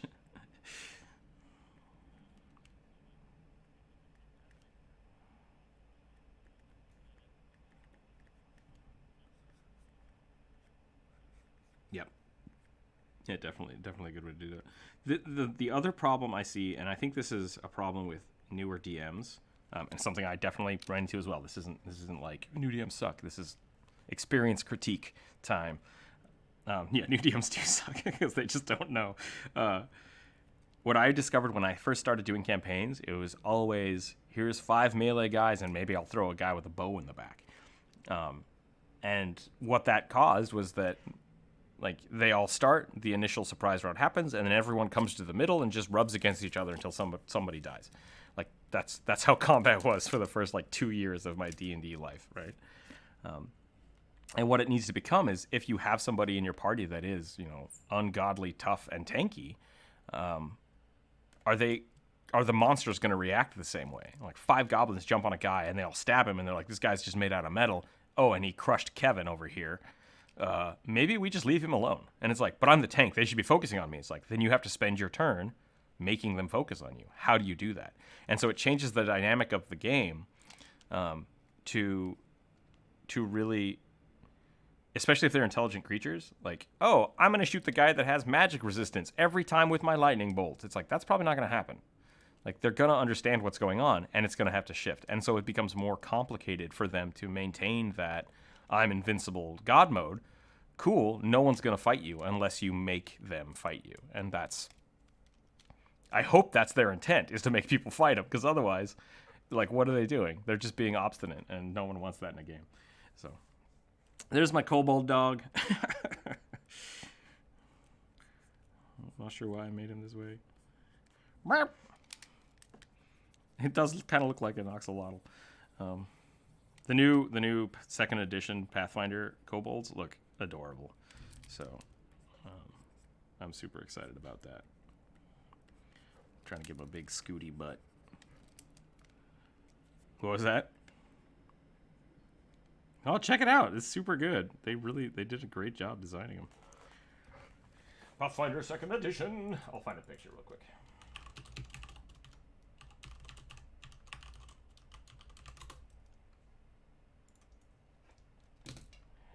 So good.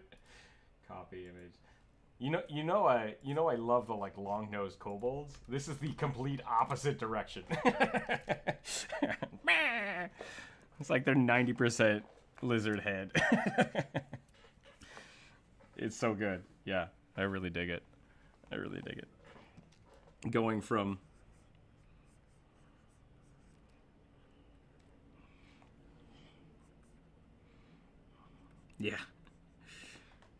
this to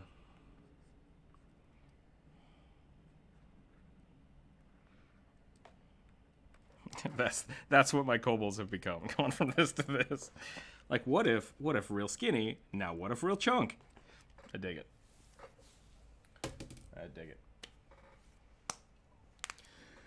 Alrighty, well, I think that's it for me today. It is 12:13. I'm going to try to go get this stuff mailed out so everyone can get some cool stickers who are Patreon members. Thank you. Whoever was drawing today with us, thanks for drawing with us today. I'm not sure who that was.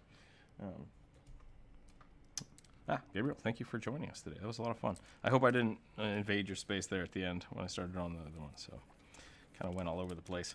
But tomorrow is Thursday. It will be another morning show, and then Friday will be a late... No, wait, actually, Friday will be a morning show as well. So we have morning shows all week. That's pretty exciting. Should be new videos coming out this week, maybe into the weekend, depending on when I want to release them. We got some cool stuff happening there. I'm going to talk about the new next Patreon game here next week. I think I'll try to finalize that next week once I get my work schedule. We'll try to figure that out. If we have some people, it sounds like we have some people that... Like, I know he's gone now. He's already gone, so whatever. If people wanted to play in that, we do have the opportunity for some Patreon members to jump in on the red team. We had the blue team last time play. So the red team, if you want to jump in on a game, still very available for that. We have about 4 slots open. We might grab the other team as well, depending on what happens, and we'll see how that goes. So aside from that, thanks for drawing today. Thanks for hanging out. We had some cool conversations.